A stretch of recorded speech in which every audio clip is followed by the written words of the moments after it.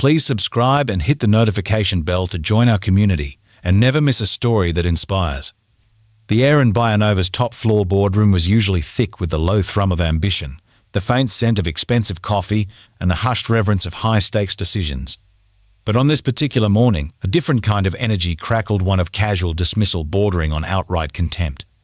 It was precisely this atmosphere that made the sentence, when it came, land with the brutal force of a physical blow, a sharp, unexpected slap that ripped through the polished stillness. Miguel Alvarez, a man whose existence in these rarefied spaces was typically as inconsequential as the dust motes dancing in the sunbeams, froze mid-swish behind his mop handle.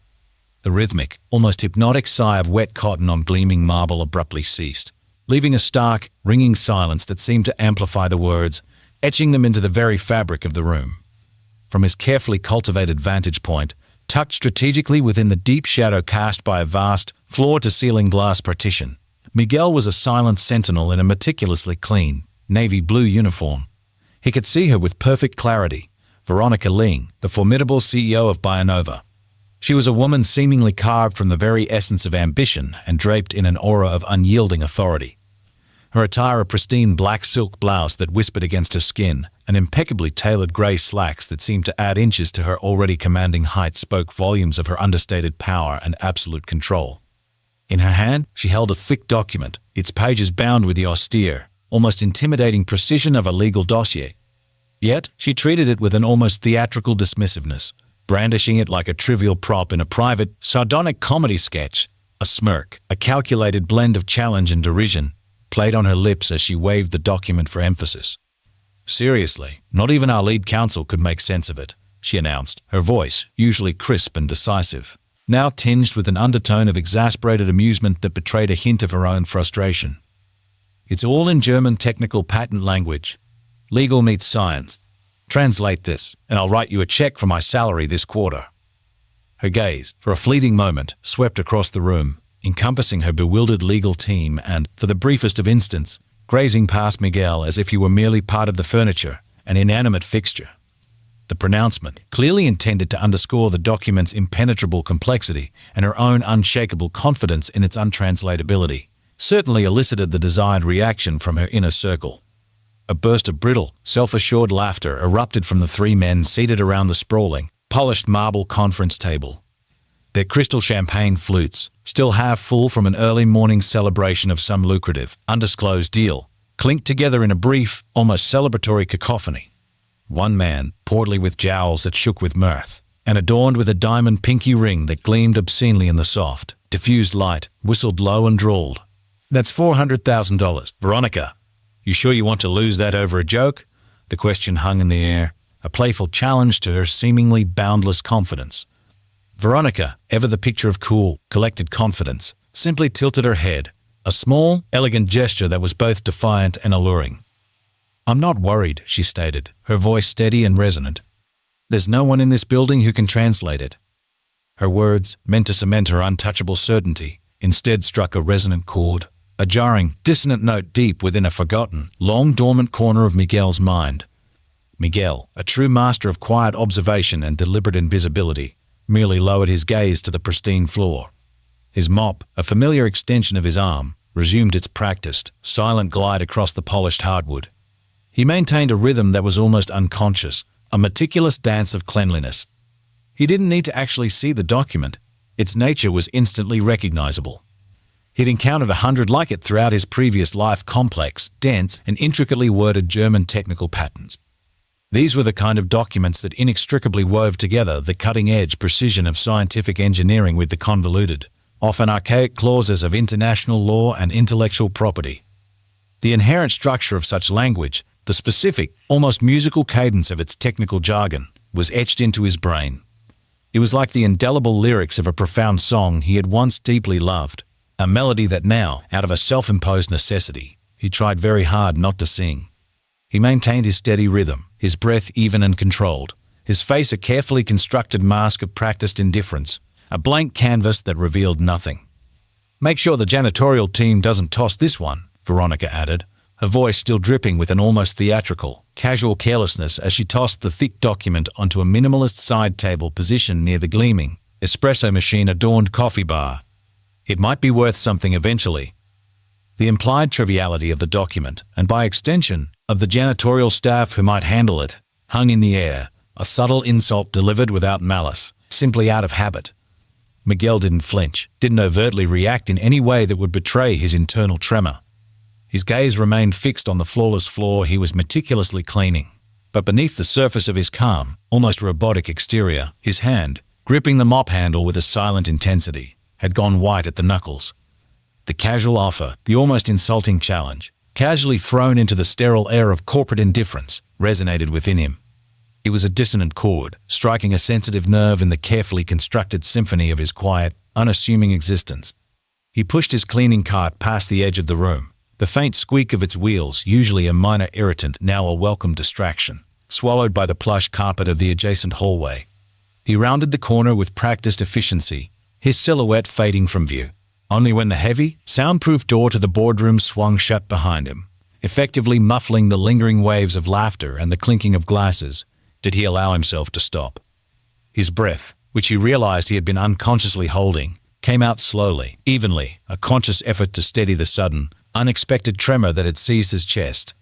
He reached into his back pocket, retrieving the worn, utilitarian cloth he always carried, and meticulously wiped his hands. The rough fabric was a small, grounding sensation against his calloused palms, anchoring him firmly to the present moment, away from the echoes of his past. Then, with a swift, furtive glance to confirm the hallway was utterly empty as silent, empty corridor bathed in the soft glow of recessed lighting, he turned back. His movements were quiet, almost spectral, as he ghosted back into the opulent boardroom, a place where he was meant to be invisible.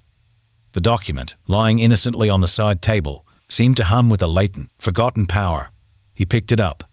Its familiar weight in his hand was strangely comforting, a tactile echo from a brilliant past life he had tried so assiduously to forget.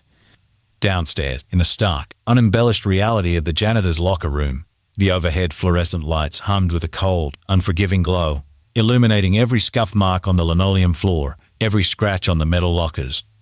Miguel sat alone on a worn wooden bench, the thick document splayed open across his lap. The air in the room was a pungent, almost industrial mix of pine cleaner, warm plastic from the mop bucket, and stale coffee, a stark, olfactory contrast to the expensive perfumes and polished woods of the executive suite above. His eyes, usually softened by the quiet exhaustion of his night shifts, now sharpened with an almost surgical intensity as they scanned each page. He noted the meticulously handwritten annotations in the margins, the complex diagrams of biochemical sequences, the obscure yet crucial references to specific EU data security regulations. It was all there, a dense tapestry of specialized knowledge, a language understood only by a select, highly trained few, a language he had once effortlessly mastered, a language that was now pulling him back into a world he had abandoned. It was worse, far worse, than he had initially feared. A particular clause, strategically buried deep within the convoluted text on page 3, cleverly camouflaged within the verbose, technical prose, granted the German partner not just access, but unrestricted back-end access to Bionova's entire client genome database. This wasn't a minor oversight or a simple misinterpretation. It was a direct, brazen violation of HIPAA Health Insurance Portability and Accountability Act, a catastrophic breach of privacy that could utterly shatter the company's reputation, invite unprecedented legal ramifications, and potentially destroy the lives of countless individuals. Another section, equally insidious and meticulously worded, effectively constituted a complete surrender of the intellectual property rights for any co-developed genetic mapping software. This was corporate sabotage, dressed up as a benign partnership agreement. He exhaled slowly through his nose, a soft, almost inaudible sound of profound disbelief and simmering frustration. "They didn't read this," he muttered, his voice hoarse, a barely audible whisper in the silent room. "They couldn't have." The sheer negligence was staggering. He ran a calloused thumb, rough from years of manual labor, over the elegant, embossed Bionova logo in the corner of the page, a cruel irony. This was the symbol of the company he now served in the quiet shadows, a company oblivious to the imminent disaster its own leadership had almost invited through oversight or, perhaps, something far more sinister. It had been precisely 10 years since he last translated a document of this intricate complexity, 10 years since he had deliberately walked away from the hallowed lecture halls of academia, 10 years since he had consciously abandoned his name, his published works, and his intellectual legacy in prestigious academic journals, choosing instead to become a ghost, an anonymous figure in a navy blue uniform. Footsteps, distant at first, then growing louder, echoed outside the locker room, signaling an imminent intrusion, a disruption to his clandestine work. Miguel's practiced instincts, honed by years of avoiding notice, kicked in immediately. With a swift, economical motion, he folded the contract, its delicate paper now feeling like a heavy burden, and slid it into his worn backpack. He stood, his movements fluid and silent, the scholar vanishing back into the janitor. The past, however urgent its demands, had to remain a carefully guarded secret. He had one more floor to clean, a routine that, for now, offered him anonymity and a semblance of control, a shield against his own formidable intellect. The city above, still largely asleep, remained blissfully oblivious to the quiet, intellectual drama unfolding within the gleaming, unsuspecting walls of Bayanova. It was precisely 2:15 a.m. when he finally inserted his key into the lock of his modest apartment in Little Village, a vibrant, working-class neighborhood situated just west of downtown Chicago, a world, both economically and culturally, away from Bayanova's gleaming, impersonal towers. The apartment, small but meticulously kept, was his sanctuary, a physical manifestation of his carefully constructed quiet life. His daughter, Camilla, a soft, ethereal presence, was already asleep on the pull-out couch in the living room. One arm dangled innocently off the edge, her open sketchbook lying beside her, its pages filled with the vibrant, uninhibited dreams of a child. Miguel paused, performing a tender, nightly ritual, to tuck a loose strand of hair behind her ear, his touch feather-light, filled with an unspoken love and a fierce protectiveness. In the dim, comforting glow of the kitchen light, he brewed a fresh pot of strong coffee, the familiar, grounding aroma a welcome comfort in the quiet, pre-dawn hours. He sat at the chipped formica table, its surface scarred with years of honest use, and pulled out his old laptop. It was a relic, a piece of technology he hadn't touched, hadn't even thought about, since he had abruptly left his esteemed position as a professor at the University of Texas. The tinny, almost forgotten startup chime felt like a memory resurrected, a faint whisper from a brilliant life long past. He dug through a cluttered drawer and retrieved a cracked leather notebook, his old lexicon journal. Inside, meticulously preserved, were notes he'd taken on intricate dialect shifts, arcane patent language, and nuanced EU compliance terms, all meticulously transcribed in 3 different languages, a silent, powerful testament to a brilliance he had long, consciously suppressed for the sake of his family. And then, in the profound quiet of the early morning, with the city utterly asleep outside his window, Miguel began to translate. The words, once buried deep in his subconscious, now flowed from his fingers, a silent torrent of reawakened understanding, bridging the vast chasm between 2 complex, seemingly disparate worlds. Each sentence, each carefully chosen phrase, was not just a translation. It was a deliberate step back into a past he had sworn to abandon, a past that now, unbidden and undeniably, demanded to be acknowledged. He wasn't merely translating words. He was meticulously uncovering a truth that lay deeply hidden beneath layers of carefully constructed legal obfuscation, a truth that held the power to either save or irrevocably destroy the company that unknowingly employed him as its silent guardian. The night wore on, illuminated only by the laptop's steady glow and the quiet, focused hum of his concentration. For a few precious, stolen hours, Miguel Alvarez was not a janitor. He was, once again, a scholar, a brilliant linguist, a vigilant guardian of unseen words, meticulously weaving a tapestry of clarity from the tangled threads of deception. His old self, the Dr. Alvarez of academia, was resurrecting in the quiet hum of his laptop, driven by an ethical imperative that transcended his current station. The next morning, Bayanova emerged from the last vestiges of night, an imposing edifice of glass and polished steel that seemed to absorb and then radiate the soft, pre-dawn light. Its geometric facade shimmered faintly as the sun began its slow ascent over Lake Michigan. Every pane of glass, from the vast, welcoming expanses of the ground floor lobby to the secluded, exclusive executive suites on the 42nd floor, had been buffed and polished to an almost liquid sheen during the night. Every hallway, usually a bustling thoroughfare filled with the hurried footsteps and hushed conversations of ambitious employees, was eerily silent in its early-hour tranquility, imbued with the crisp, clean scent of the night's meticulous labor. Miguel's labor. He moved through it like a ghost, a familiar yet utterly unnoticed presence among the handful of early risers already trickling in, their faces still etched with the weariness of the nascent day. His heart, usually a steady, quiet drumbeat of routine, now held a faint, almost imperceptible tremor, a residue of the clandestine intellectual marathon he had run the previous night. In his hand, tightly held and almost sacred, was a sealed, pristine white envelope. It wasn't merely a physical object. It was the culmination of hours of intense focus, a bridge between two worlds. Inside, nestled securely, was not just the meticulously typed translation of the treacherous German patent document, now stripped of its linguistic camouflage and laid bare in precise, unambiguous English, but also a concise, one-page executive summary. This summary painstakingly outlined its damning legal implications, rendering the complex legal jargon into an urgent, undeniable warning. He had deliberately chosen to keep his contribution anonymous, a calculated act of both self-preservation and ethical defiance. There was no signature, no proud note of authorship, no attempt to claim credit. Just the unvarnished truth, presented with surgical precision and irrefutable clarity, a silent testament to his unyielding principles. He walked past the gleaming security turnstiles, his identification badge a silent, almost ironic key to his daily routine, and approached the internal document drop a sleek, polished slot in the wall, subtly marked Legal, Confidential. With a subtle, almost reverent motion, a gesture that contained a world of suppressed knowledge, he slid the envelope through the slot. It landed with a soft, almost dismissive thud, instantly swallowed by the impersonal maw of corporate bureaucracy. The truth, in its most potent and potentially dangerous form, had been delivered, utterly devoid of fanfare or self-promotion. A quiet bombshell placed anonymously in the hands of the unsuspecting.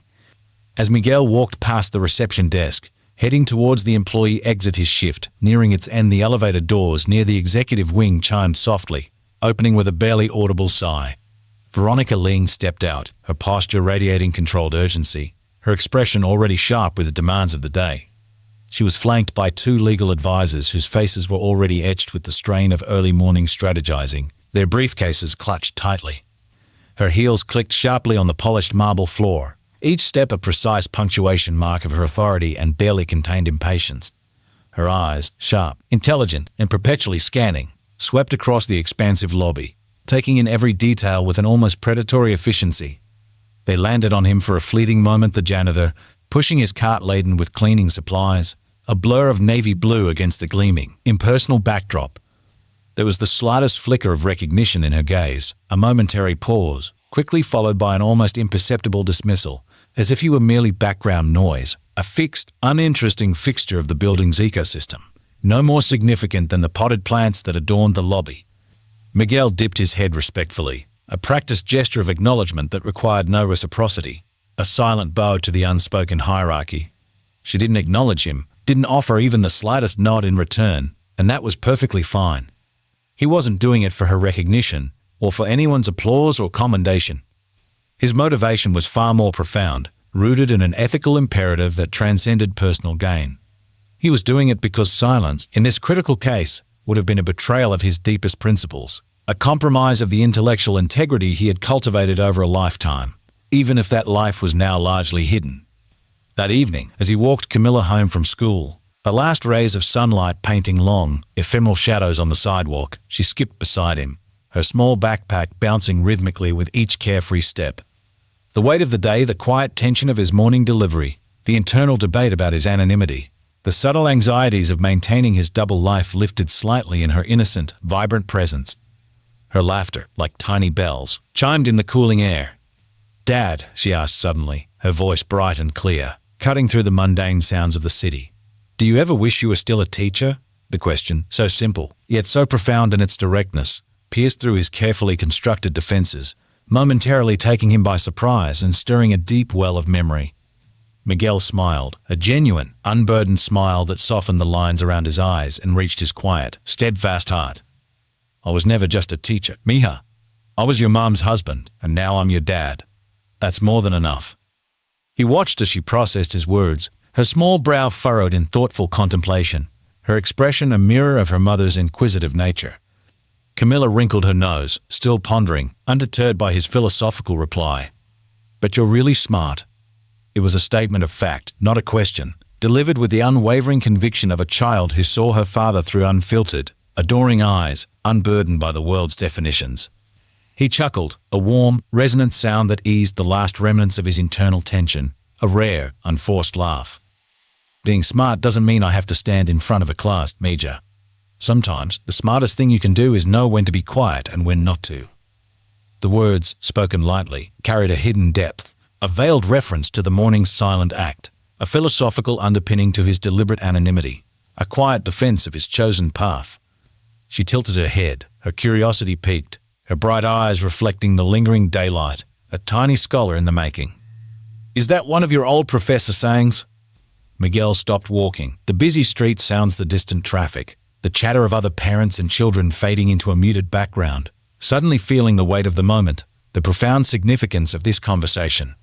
He looked at her seriously, his gaze direct and unwavering, stripping away any pretense, allowing a glimpse into his true self. "No," he said, his voice low and firm, imbued with a newfound gravitas that surprised even himself. "That's a janitor saying." And for the first time in a long time, he meant it with an intensity that resonated through his entire being. It was a truth forged in the quiet observation of years, a profound wisdom gathered in the shadows of unseen labor, a lesson learned far from any lecture hall. The bus hissed to a stop in front of Camilla's school the next morning, releasing a stream of bustling children into the brisk morning air. Miguel stepped down, clutching the brown paper bag containing her lunch, a carefully packed sandwich, an apple, and a small surprise, a second-hand set of watercolor pencils she'd been eyeing through the bookstore window last weekend, a small luxury saved for. He adjusted the collar of his jacket, pulling it tighter against the chill. The city was waking up around him, a cacophony of horns blaring, tires rolling across wet pavement, voices rising on sidewalks. It all sounded distant, muted, as if he were listening from behind a pane of thick glass, the external world indistinct. His mind, however, was not distant. It was still caught in the intricate, dangerous web of the document he had translated overnight, the insidious clauses that kept replaying like a warning bell in his chest, a constant thrum of anxiety and ethical responsibility. Inside the school, the cheerful chaos of children running down the hallway did little to dispel the lingering tension within him. He spotted Camilla at her locker, her small frame partially obscured by a cluster of classmates. She was pushing a loose strand of hair behind her ear, a familiar gesture. Miguel slowed his pace, instinctively anticipating a moment, and caught sight of her face just as one of the boys, a boisterous kid with a shock of messy brown hair and a cruel streak, laughed and said, too loudly for a private conversation, "That's Camilla. Her dad's the janitor at Bayanova. He probably cleans toilets with a dictionary." A few kids chuckled, their innocent cruelty fueled by herd mentality and a profound lack of imagination or empathy. Miguel's hand tightened around the brown paper bag, the fragile surprise inside momentarily forgotten, replaced by a surge of protective anger. Camilla's eyes darted toward him, a flash of vulnerability, a silent plea that tore at his heart. But she didn't cry, didn't even flinch. Instead, she turned to the boy, her small frame radiating an unexpected composure and a quiet strength that belied her years. "My dad speaks 5 languages," she said calmly, clearly, her voice cutting through the snickers with a sharp, undeniable edge. "How many do you speak when you're not hiding behind your mom?" Silence. A profound, uncomfortable silence descended. The boy blinked, momentarily stunned by her unexpected retort, his smug expression crumbling. The other kids shuffled their feet, suddenly uncomfortable, the laughter dying on their lips, replaced by nervous glances. Miguel stepped forward, just in time to hear a teacher calling the kids into class, a timely interruption that spared both sides further confrontation and offered Camilla an exit. Camilla turned back to her locker, her expression now unreadable, a carefully constructed mask mirroring his own stoicism. He crouched beside her, his heart swelling with a mixture of immense pride and a familiar, fierce protective ache. "I brought your lunch," he said, placing the bag gently in her hands. "And something extra." Camilla opened the top, her fingers brushing the crisp paper, still warm from his touch. When she saw the pencils, her eyes widened just a little, a tiny spark of pure, unadulterated joy illuminating her face. "You remembered?" "Of course," Miguel smiled, his voice soft, full of warmth and love. "You're my favorite artist." She looked down at the pencils, tracing the vibrant colors with her finger, then asked quietly, her voice barely a whisper, imbued with a depth beyond her years, "Why didn't you tell them what you used to do?" The question, so direct, so earnest, resonated with a deep understanding of his unspoken past, a child's wisdom. "Because it's not about what I used to do, Misha," he replied, his voice firm but gentle, conveying a profound, personal truth. "It's about who I still am." He straightened up, the janitor once again, fully embodying his current role, his past a hidden jewel. "And today, I'm the guy who's late for his second job." Camilla smiled, just faintly, a knowing glimmer in her eyes, a shared secret and understanding passing between them. "Thanks, Dad." The unspoken understanding between them was a bond stronger than any words, a quiet affirmation of his choices, a silent pact of love and respect. Later that evening, Miguel stood behind the stove in their small kitchen, stirring a pot of lentil soup. The comforting scent of cumin and garlic settled around him like a warm memory, a fragrant reminder of a past he cherished, of a life he had shared. The soft scratch of Camilla's pencil against paper filled the room. She was drawing again, lost in her artistic world, a world he encouraged and protected. It had been weeks since she'd truly touched her sketchbook, a testament to the lingering anxieties of the school year that often overshadowed her vibrant creative spirit. He leaned against the counter, letting the familiar aroma settle, and his thoughts drifted, as they often did, to Sophia, his late wife. He remembered the way she used to hum while chopping vegetables, a quiet, melodic sound that was the vibrant soundtrack to their life together in Austin. She had been the dreamer, the artist, the vibrant, irrepressible spark in their tiny apartment. When she passed 11 years ago, something in Miguel broke, not in a violent rage or a dramatic collapse, but in a profound, internal silence, like a crucial page ripped cleanly from a book no one would ever finish reading. He had walked away from everything: his coveted lectureships, his cutting-edge research, his pending promotion to a distinguished chair. His students had called him Dr. Alvarez, a title of profound respect and intellectual prowess. Now, even his name had faded, dissolved into the mop water and the anonymity of his navy blue uniform. But he never regretted it, not truly. Not when he tucked Camilla into bed each night, her small hand clinging to his, a fragile anchor in the darkness. Not when she whispered his name in her sleep, a soft, innocent plea. Still, tonight, after the document, after that brazen, careless line from Veronica Lean, "Translate this, and my salary is yours," the weight of it pressed harder than usual. It was a reminder of a world he had forsaken, a challenge he had silently, unexpectedly answered, and the quiet, potentially seismic impact it might have on his carefully constructed anonymity.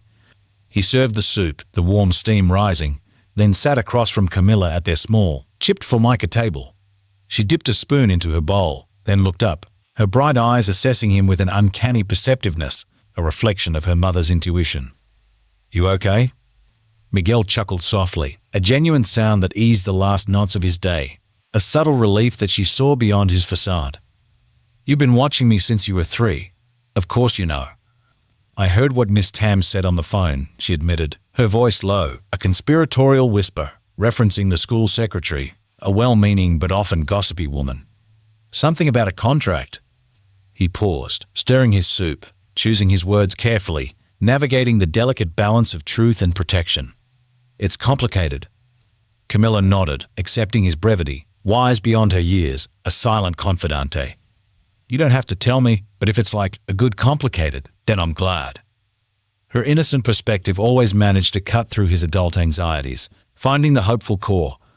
Miguel studied her, this child who had inherited her mother's sharp, insightful eyes and his own quiet, compassionate heart. Then he said, his voice thoughtful, tinged with a deep, personal history that had long been unspoken. "Have I ever told you why I stopped teaching?" Camilla shook her head, listening intently, sensing the significance of the moment, the unfolding of a long-held secret. "It wasn't because I got tired of it. I loved it. The books, the languages, the students, the thrill of discovery, the intellectual chase." "Then why?" she asked, her gaze unwavering, patient, demanding the full truth. He stirred his soup, the spoon clinking softly against the ceramic bowl, the sound punctuating his introspection. "Because when your mom got sick, I realized something profoundly important. Being the smartest man in the room means nothing, absolutely nothing, if the people you love are hurting, and you're not there to be with them. So I chose to be there." His voice dropped, thick with memory and emotion, a raw honesty that shimmered in the quiet room. "Some days I miss it, mija. The work, the lectures, the whiteboard full of words only 3 people in the building could understand, the intellectual sparring." He paused, a wistful silence filling the small kitchen, heavier than the cumin-scented steam. "But you're worth every word I never got to say, every single one." The profound truth of his sacrifice, whispered in the quiet intimacy of their home, hung in the air, a powerful, unwavering testament to his enduring love. This simple, profound declaration was the heart of his existence, the reason he had chosen invisibility and peace over recognition and academic glory. It was the foundation of who he was, and who he always would be. The last vestiges of the city's nocturnal hum had long since faded into the deepest hours of the night. Miguel sat alone at the kitchen table, the only sound the soft, rhythmic breathing of Camilla from the pull-out couch in the living room. She was lost in the innocent, dream-filled depths of sleep, her small body a comforting silhouette in the dimness. The apartment, a sanctuary from the relentless demands of his double life, was quiet, imbued with the lingering scent of lentil soup and the faint, sweet aroma of Camilla's watercolors. The translated document, now a sealed, innocuous-looking envelope, lay on the counter, a silent harbinger of change, poised for its final journey into Bayanova's anonymous drop box. He reached for his journal again, not the cracked leather bound with linguistic complexities, but the softer, more personal one, a quiet confidante he had begun after Sophia's passing, a private space for his unspoken thoughts and the profound echoes of his grief. He flipped to a blank page, its crisp white surface patiently awaiting his words. He picked up his pen, a simple, utilitarian ballpoint that felt familiar and grounding in his calloused fingers, and meticulously recorded the date, March 12th. Below it, he began to write, his hand moving with a practiced, almost academic precision that belied his current profession. Translated the document. 30 pages, 28,000 words, one clause that could have destroyed the company. They laughed. I listened. The words flowed, a silent catharsis. He paused, the pen hovering for a thoughtful moment, then added, his voice internally resonating with a quiet strength. Tomorrow I'll return to being invisible. But tonight, I remembered who I used to be. And for the first time in a long time, I didn't feel small. He closed the journal, the soft thud a definitive period at the end of a long, unspoken sentence. The apartment settled back into profound silence, save for Camilla's soft, even breathing. She had fallen asleep on the couch again, curled almost perfectly beside her drawing, a vibrant splash of color in the dim light, a symbol of resilient hope. Miguel stood and turned off the kitchen light, plunging the room into deeper shadow. But before he did, he looked once more at the envelope on the counter, a quiet challenge gleaming in the darkness. Then, almost a whisper, a promise delivered to the empty room, he said, "Let's see if they're still laughing tomorrow." The words hung in the air, a prophecy already set in motion, destined to unfold in the gleaming towers above. At 5:53 am, the sprawling metropolis of Chicago was still largely dressed in the deep, ink-high shadows of pre-dawn, the magnificent skyline of glass and steel dimmed by the last, reluctant breath of night. Miguel stood beneath the soft, ambient glow of Bayanova's grand glass atrium, the anonymous envelope clutched firmly in his hand. The polished marble floor beneath his worn shoes was spotless, a pristine expanse that gleamed under the subtle lighting, a testament to his own meticulous labor, for he had cleaned it himself 100 times over, knowing every crevice and curve.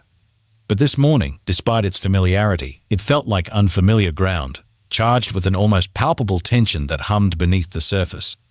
He hesitated for a fleeting moment at the internal document drop, a sleek, impersonal slot in the wall labeled Legal, Confidential, a silent debate playing out in the quiet chambers of his mind. The temptation to sign his name, to reclaim a piece of his lost identity, was potent. But the lessons of his past, the fragility of a life built on vulnerability, held him firm.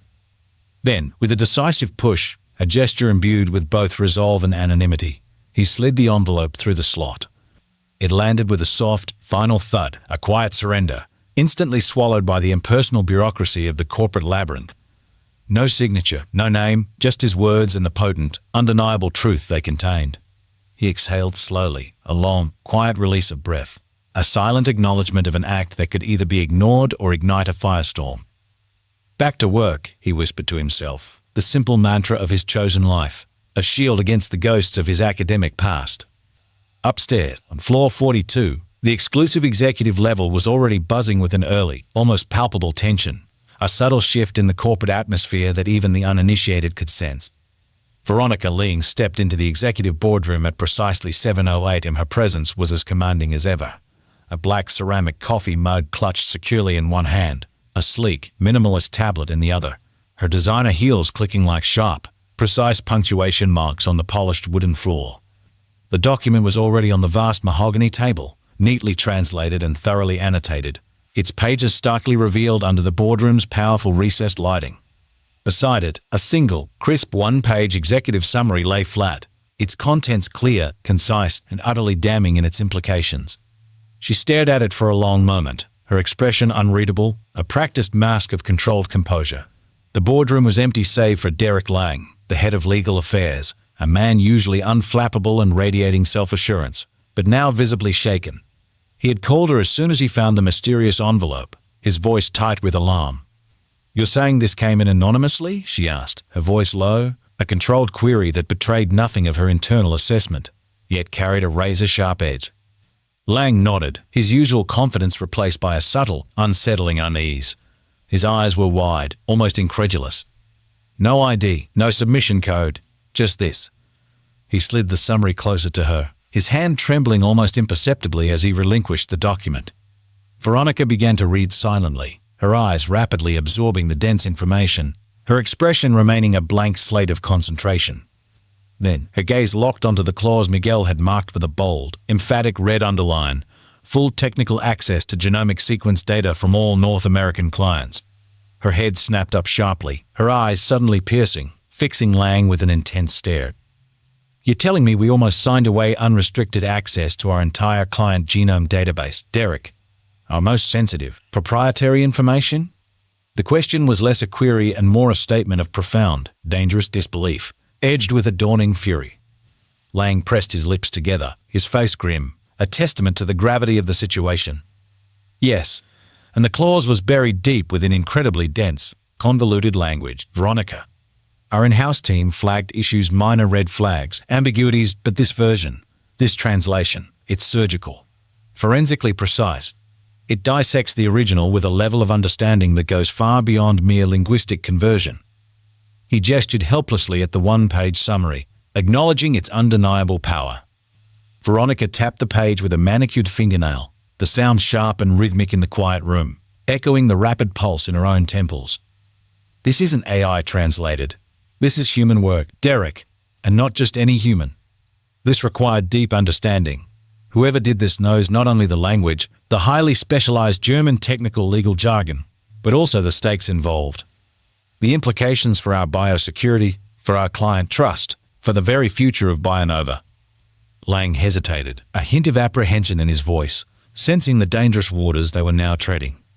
"Should we try to trace who?" She cut him off with a decisive shake of her head, her mind already racing, connecting dots at a speed that left him struggling to keep up, weighing consequences far beyond his immediate concern. "No, not yet. We contain this first. Then we find out who." By 8:30 am, a subtle, unsettling hum had started to spread through the hushed, impeccably maintained corridors of Bionova, a ripple effect from the quiet, anonymous bomb that had landed in the legal department. In the internal legal Slack channel, a digital conversation was brewing, a torrent of frantic, amazed messages. Someone typed, "Has anyone seen the translation that came in this morning? It's a masterpiece. Saved us from walking into a multi-billion-dollar lawsuit and a PR nightmare." Another replied almost immediately, the digital equivalent of a stunned whisper. "Honestly, this is above our pay grade. I ran it through 2 cross-checks with our best software. No errors. 0. Whoever did this knows more about German biotech law than half our senior team combined. It's terrifyingly brilliant." The anonymous translator was already becoming a legend, a phantom figure whose undeniable brilliance was threatening to unravel the carefully curated image of the company's internal expertise. At 9:02 am, Miguel was meticulously scrubbing the base of a floor-to-ceiling window wall in the ground floor lounge, his movements precise and economical, a ballet of efficiency. The sunlight, now bright and warm, streamed in, illuminating dust motes dancing in the air. He was lost in the rhythm of his work when the assistant building manager, a burly, good-natured man named Frank, stopped him. Frank, usually preoccupied with facility logistics, had an uncharacteristic tension in his shoulders. "Hey, Miguel, you were working last night, right? Late shift?" Miguel straightened up slowly, his heart giving a cautious, internal thump. He kept his face neutral, his gaze steady, betraying nothing of the churning beneath. "Yeah. Why?" Frank shrugged, seemingly unfazed by Miguel's calm demeanor, or perhaps too caught up in his own concerns to notice. "There was a document left in Legal Confidential this morning. Caused quite a stir. Some important people are looking into it. Thought maybe you saw someone unusual, loitering around the executive floors." Miguel shook his head, a practiced, convincing gesture honed by years of avoiding scrutiny. Just empty halls and old gum on the carpet. Frank, the usual suspects. Nothing new. He offered a small, disarming smile, a touch of easygoing charm. The manager chuckled, seemingly accepting his reply without further thought. Yeah, figured. All good. Thanks, man. He turned and walked away, his attention already shifting to another urgent corporate demand. Miguel went back to scrubbing, his heart quiet but steady, the adrenaline receding, replaced by a quiet satisfaction. He didn't want thanks. He wanted impact. He wanted the truth to surface, to protect the company he served, however humbly, and to avert a disaster that could have ripple effects far beyond Bionova itself. His anonymity was his most potent weapon, and his silence his greatest strength. That evening, back home, the setting sun painted the small apartment in hues of amber and rose. Camilla sat at the kitchen table, completely lost in her artistic world, painting a vibrant fox amidst a watercolor forest. The gentle, rhythmic sound of her brush on paper was a balm to his soul, a melody of innocent creation. Miguel watched her, a tender smile playing on his lips, then turned his eyes to the city outside their window, a sprawling panorama now coming alive with a distant wail of sirens, the ceaseless flow of headlights, and the indistinct, throbbing pulse of millions of lives. "You okay, Dad?" Camilla asked, her intuitive perception piercing his quiet introspection without even looking up from her canvas. He nodded, a soft sigh escaping him, a release of the day's accumulated tension. "Just thinking." She blew gently on her painting, drying the delicate wash of color, her concentration absolute. "About the contract?" she queried, her voice soft but knowing. Miguel smiled faintly, a genuine warmth spreading through him. "How do you always know, Mija?" "You get quiet when you do something brave," she replied, her voice soft but certain, her brush still dancing across the paper. "Not nervous quiet, brave quiet." Her words, simple yet profound, articulated an observation Miguel had never consciously acknowledged in himself. He paused, caught completely off guard by her phrasing, by the startling insight of his daughter. Brave quiet. The words resonated deeply within him, a revelation. She nodded, confirming her observation, her eyes still on her artwork. "Like right before you helped me tell the teacher I wanted to switch art classes. You didn't say much, but you held my hand, and it made me feel strong, like I could do anything." Miguel's throat tightened with emotion, a sudden lump forming, a powerful surge of love and gratitude. You get quiet when you do something brave. He hadn't realized it showed, hadn't understood that his internal landscape, his quiet courage, was so transparent, so beautifully understood by her. It was a revelation, both humbling and deeply moving, a confirmation that his true self, however hidden, was still seen by the one who mattered most. Meanwhile, miles away on floor 42, Veronica Ling sat alone in her expansive, minimalist office, the last sliver of the sun bleeding fiery orange into the glass horizon, painting the sky with impossible, dramatic hues. She clicked through files on her sleek tablet screen, each one labeled Munich Agreement, German Draft, her expression grim. The anonymous translation lay open beside her, a stark counterpoint. The deeper she read, meticulously cross-referencing against the original German and the detailed, one-page summary, the clearer and more chilling it became. If they had signed that original version, Bionova would have forfeited far more than just intellectual property rights and revenue. They would have been exposed to a catastrophic cascade of regulatory violations, crippling class action lawsuits, and an irreversible public backlash that could have crippled the company for years, perhaps even leading to its demise. Someone had saved them silently, completely, without taking a single shred of credit. She remembered the janitor walking past that morning, the one with the quiet eyes, the one who never spoke unless spoken to. Could it be? The thought, initially dismissed as too far-fetched, too improbable, now clung to her mind like a burr, refusing to be dislodged. Something a nagging intuition, a persistent thread of connection, perhaps just the lingering echo of his silent dignity wouldn't let it go. The image of his stoic, almost invisible presence lingered, an incongruous puzzle piece in the high-stakes game of corporate espionage and oversight. At 10:43 p.m., Miguel was finishing his rounds on the executive floors. The halls were still, deserted, bearing the quiet remains of another corporate day. Forgotten coffee cups on gleaming surfaces, conference room chairs askew, half-open blinds casting long, spectral shadows across pristine carpets. He paused by the same side table where Veronica had so carelessly tossed the German document the night before. The champagne glasses were long gone, the laughter silenced, the contract gone too. But its ghost remained, not forgotten. He reached into his pocket and pulled out his leather notebook, the personal one, now a repository of his reawakened spirit. Flipping to the last page, he wrote, his pen scratching softly in the profound silence. They laughed. But the truth didn't care who laughed. It only needed someone willing to say it. He closed the notebook, a sense of quiet satisfaction settling over him, a small victory in a world that rarely acknowledged such triumphs.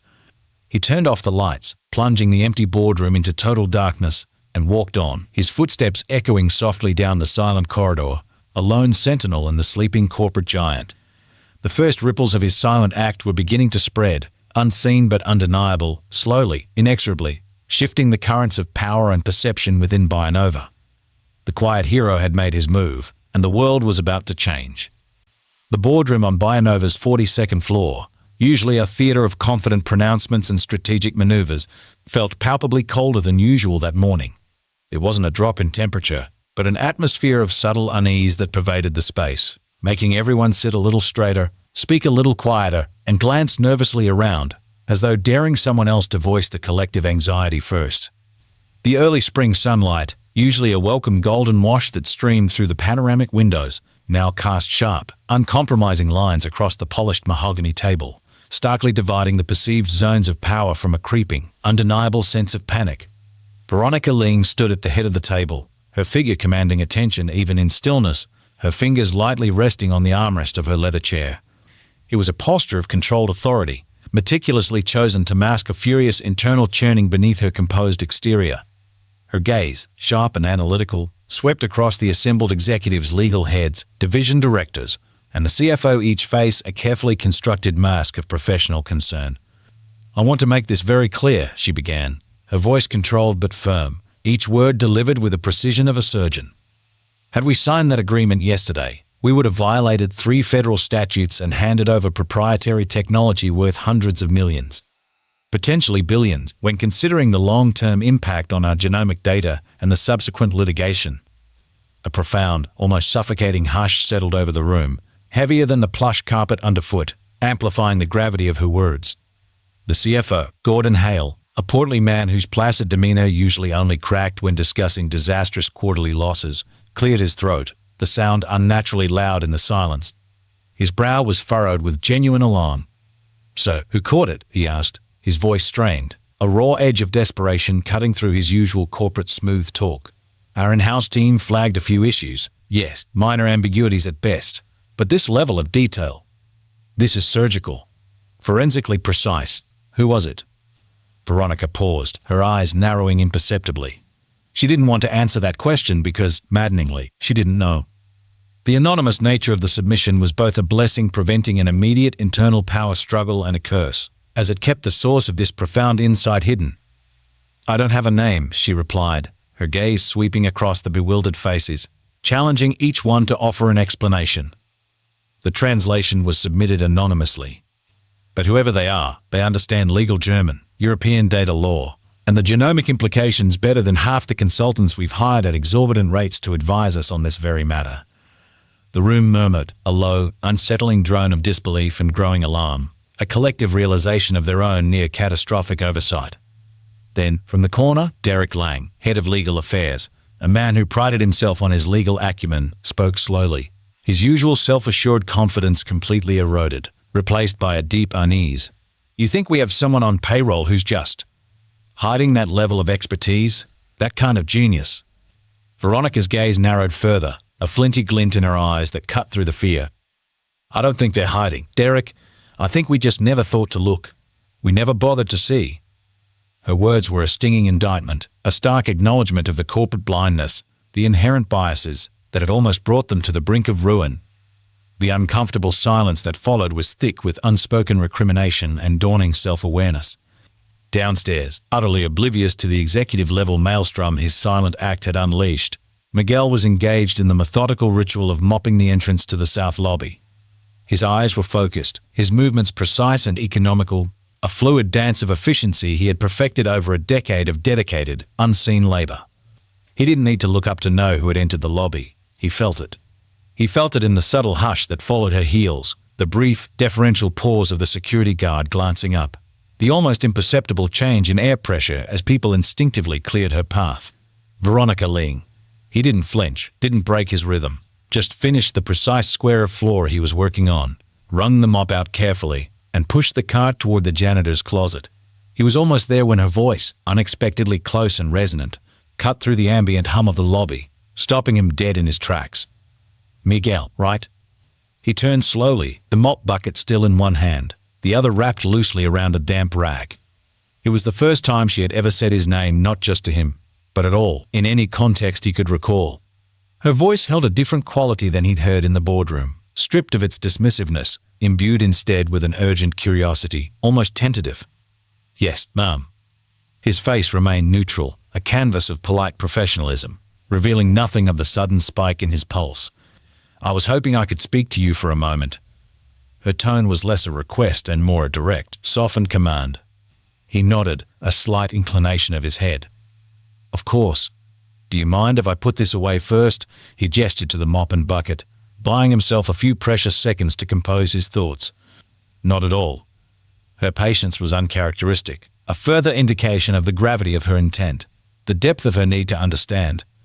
Inside the supply room, a small, utilitarian space redolent with the sharp, clean scent of pine cleaner and the warm, slightly metallic plastic smell of mop buckets, Miguel meticulously set the mop back on its hook, wiped his hands carefully on a fresh towel, and followed her out. They walked in silence through a quiet, almost deserted hallway, the air thick with unspoken questions and the burgeoning weight of their impending conversation, until they reached a small, secluded break area tucked away behind the executive wing. It was deserted, a secluded spot far from prying eyes and eager ears, a perfect stage for a clandestine revelation. Veronica turned to him, her expression a careful blend of her usual executive composure and something new, a flicker of profound, almost disbelieving curiosity, an intense desire for answers. "Did you submit the translation?" Her question was direct, unembellished, a spear thrown straight to the heart of the matter. Miguel didn't answer right away. He took a slow breath, centering himself. He looked at her, not with defiance, not with shame, but with a calm that felt like standing in the absolute eye of a storm, utterly centered amidst swirling chaos. His gaze was steady, unwavering, meeting hers directly. "I did." The two words hung in the air, heavy with unspoken history. She folded her arms, a familiar gesture of authority, but her posture was subtly less rigid, her grip on her own elbows a little looser. "Why anonymously?" "Because I didn't want credit," he replied, his voice even, devoid of any self-pity or pride, just quiet, unvarnished fact. "I wanted protection. For you, for the company, for the people who depend on it, including me." He met her gaze, a silent, profound challenge in his quiet candor, forcing her to confront the implications of his choice. Veronica studied him, her sharp mind working furiously, trying to reconcile the image of the janitor before her with the undeniable brilliance of the anonymous savior who had saved her company from financial ruin and public humiliation. "You could have asked for anything, Miguel. A raise, a promotion, a job, recognition, a place in the sun, a new life." He tilted his head slightly, a gesture that conveyed both understanding of her perspective and a deep, internal weariness that transcended his years. "That's not why I did it." "Then why?" Her question was softer now, tinged with genuine bewilderment, a rare crack in her formidable facade. Miguel's eyes didn't waver, holding her gaze with unwavering intensity. "Because silence, in this instance, would have been betrayal, and I've betrayed enough of myself already." That stopped her cold. The words, delivered with a quiet intensity that was almost painful in its honesty, resonated with a profound, personal truth that was utterly disarming, revealing a depth she had never anticipated. Her posture softened, just a little, a shift in her carefully maintained defenses. "You're not just a janitor, are you?" It wasn't a question, but a dawning, undeniable realization, an acknowledgement of the profound incongruity before her. "I am now," he said, a ghost of a sad smile touching his lips. "But not always." "Where did you learn German like that?" she pressed, her professional curiosity now fully piqued, overriding all other concerns. "That wasn't textbook translation. That was something more. It was visceral." "That was life," he interrupted gently, his gaze distant for a moment, lost in the complex, painful landscape of his past. "And loss, and a little bit of academia once." He didn't elaborate, didn't offer any further details, and she, sensing the boundary, didn't push. The weight of his unshared past hung in the air, a silent, powerful presence that deepened the respect growing in Veronica. Veronica stepped back, crossing her arms again, but the defensiveness had been replaced by a growing, almost reverent respect. Her expression had shifted from skepticism to dawning comprehension. "Do you know what you saved us from?" Her voice was laced with an almost desperate gratitude. Miguel nodded. "Yes, and it's not over. Not truly." Her brows furrowed, a flicker of genuine concern. "What do you mean, not over?" "The clause was a trap," he continued, his voice shifting, taking on the analytical cadence of a seasoned scholar, his eyes sharp with insight. "Not just technically complex. It was meticulously designed to look legitimate, to seamlessly pass through legal and compliance reviews without raising any significant red flags. It wasn't just carelessness on your team's part, Miss Ling. It was strategic, calculated, deliberate." Veronica's expression turned ice cold, a sudden, chilling realization dawning on her, stripping away her composure. "Are you saying someone inside actively planted this?" Her voice was barely a whisper, laced with barely contained fury. "I'm saying someone either didn't read it carefully enough or didn't care to," Miguel interjected, cutting off her unspoken accusation, redirecting it slightly, but the implication of internal malfeasance lingered. A beat of profound silence, then another. Veronica took a deep, shaky breath, attempting to compose herself, but she was clearly shaken to her core by the implications of deliberate sabotage. "I should have seen it," she murmured, a rare, raw confession of vulnerability, a stark admission of failure. Miguel offered a half-smile, a hint of empathy in his eyes. "You saw what they let you see? People like me. We see what gets left behind, what gets overlooked, the details hidden in plain sight in the shadows." He spoke not with bitterness, but with a quiet, profound understanding of the unseen world. She looked at him then, truly looked at him, not through him, not past him, but at him, seeing a man, not a uniform. A flicker of something akin to awe, or perhaps profound respect, crossed her face. "Do you know how rare it is to meet someone who tells the truth with no need to be heard, no desire for acclaim?" she asked, her voice quiet, reflective, utterly sincere. Miguel glanced away, a familiar defensiveness rising, but softened by her genuine tone. "That's what happens when you've spent a decade cleaning up after people who never asked your name." Veronica didn't speak, but something fundamental in her shifted irrevocably. The invisible man had, for a potent, undeniable moment, become powerfully, brilliantly visible. Later that day, in Bionova's legal department, the three compliance officers who had initially reviewed the Munich agreement were poring over the flagged clauses again, their faces pale with a mix of dread and grudging admiration for the unknown translator. The language, buried deep in technical terms and legal subterfuge, had required a mastery of both complex German contract law and cutting-edge biotech regulation to spot. They were utterly stunned. "He must have had advanced training," one whispered, pushing his glasses up his nose, his voice thick with a mixture of professional awe and personal humiliation. "Or he's uniquely gifted, or both, a rare combination." The anonymous translator was now a ghost whose undeniable brilliance haunted their collective perceived incompetence, a spectral warning of what they had missed. Meanwhile, in the utilitarian comfort of the janitor's lounge, a small, unassuming room with worn furniture and a faint smell of disinfectant, Miguel changed into his street clothes. He pulled out his phone, saw a message from Camilla. "How was your day?" "Mine was better. Art class was fun again. Love you." He smiled, a genuine, unburdened smile that reached his eyes, and typed back, "Good. Quiet." He added, with a subtle personal touch, "Like the kind that matters." Then he sat down on the worn bench, pulled out his leather journal, the personal one, and added one more sentence to the day's entry. "Sometimes the most powerful thing you can do is whisper truth into a room full of noise." The words, a quiet declaration of his continued purpose, resonated in the silence of the empty lounge, a testament to the power of unseen actions. "Miguel, wait!" The words, sharp and clear, resonated across the vast, marble-floored lobby, cutting through the usual evening quiet with an undeniable authority. It was a command, yet delivered with a curious inflection, as if meant for a soldier rather than a janitor. Miguel, his back to the sound, in the midst of pushing his cleaning cart towards the south exit, turned slowly, his mop bucket still firmly in one hand, the other wrapped loosely around a damp rag. His shift was unequivocally over, his mind already drifting towards Camilla, to the quiet comfort of their small apartment and the simple joy of her company. Veronica Ling stood near the gleaming bank of executive elevators, her heels, usually a staccato rhythm of unwavering power against the marble, now strangely silent. Her posture a fascinating blend of her characteristic precision and something he hadn't seen before.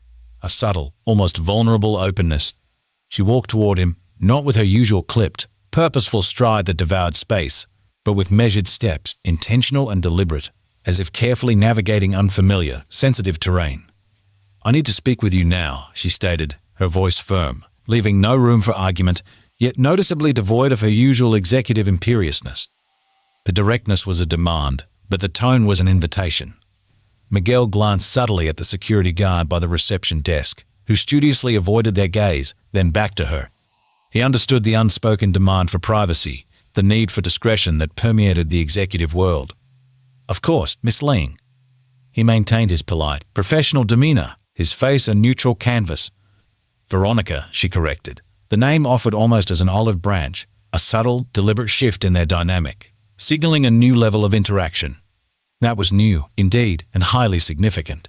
She led him into a small, seldom-used side conference room, a sterile, impersonal space that nonetheless smelled faintly of whiteboard ink and lemon-scented cleaner.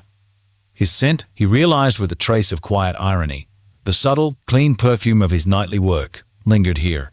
She closed the door behind them, the soft click sealing them in, arms crossed. Her expression a complex mix of guarded concern and unwavering resolve, her keen eyes fixed on him. "I don't want the press to find out about what nearly happened with the German deal," she began, her voice dropping to a low, almost confidential tone, laced with the urgency of crisis management. "The potential for a PR nightmare is astronomical, a complete disaster for our reputation and our stock. But I also don't want it buried. What you did, what you saw, means we have a much bigger problem internally than just a bad contract." Her gaze was direct, piercing, demanding an answer that went beyond mere translation. "The implications for internal sabotage are staggering." Miguel nodded slowly, acknowledging the unspoken gravity of her words, the intricate web of corporate intrigue. "I agree." The language suggested a deliberate intent to mislead.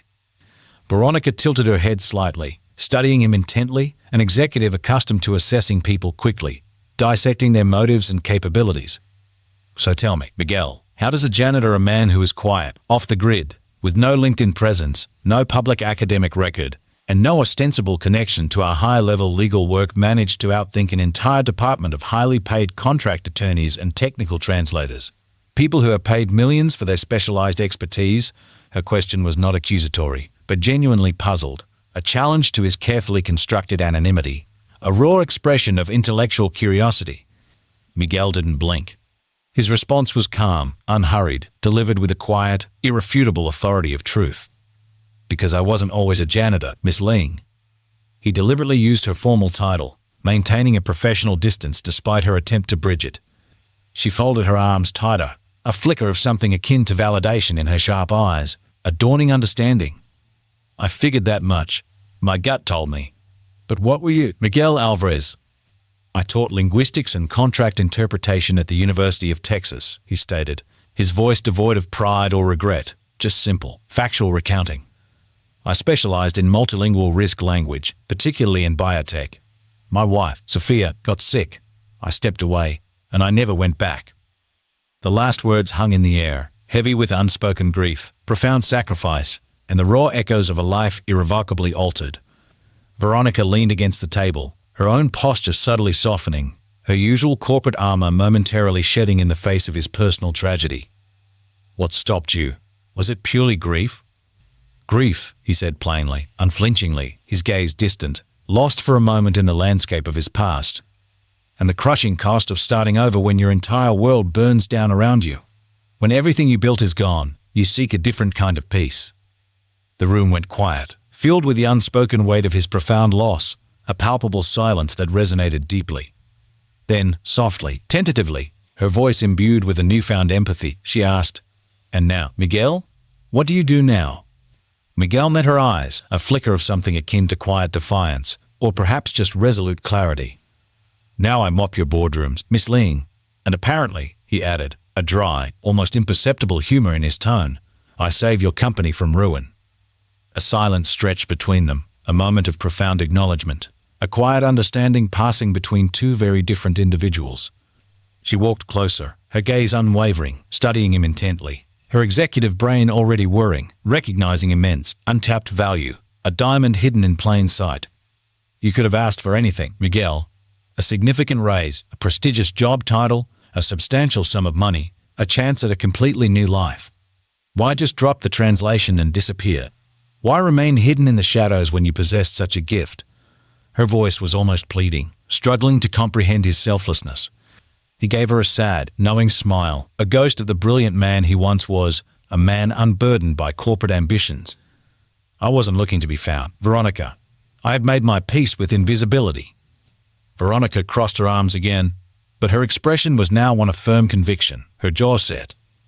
Well, I think it's time you were found, recognized, utilized. The following morning, Miguel was summoned officially, this time to the rarefied atmosphere of the 43rd floor. He'd never been up there before. It was the undisputed executive level, reserved exclusively for the highest echelons of Bionova's power structure.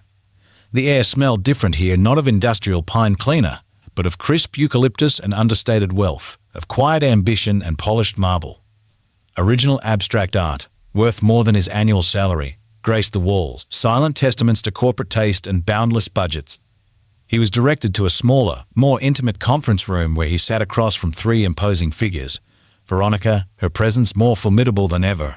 Derek Lang from legal, his face pale and etched with residual shock.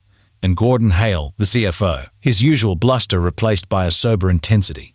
No one offered him coffee, a subtle reminder of his current status, but crucially, no one dismissed him either. He was there by invitation, by necessity, a critical piece of an unfolding puzzle. We now believe, with a high degree of certainty, that someone inside deliberately leaked an early draft of the contract to our German partners, Derek began, his voice tight with controlled anger, cutting straight to the heart of the matter. Someone who wanted those insidious clauses in there. Someone who sought to compromise Bionova from within, possibly for personal gain. Miguel nodded, his expression unreadable, a detached observer confirming a hypothesis. I suspected as much from the linguistic construction. It showed malicious intent. Gordon Hale interjected, his voice gruff, his concern for the company's financials now outweighing any residual skepticism about Miguel's presence.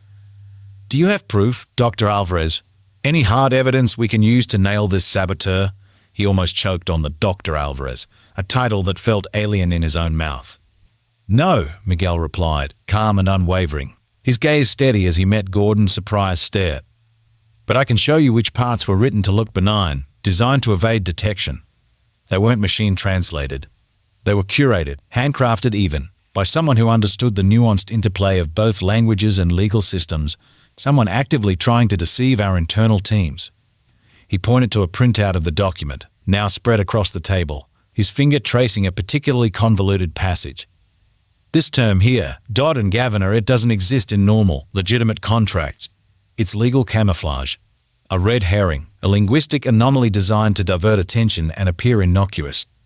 It's fabricated, a complete invention used to mask a critical concession. Veronica leaned forward, her eyes locked on Miguel, a flicker of profound understanding and dawning horror passing between them. And how did you catch it, Miguel?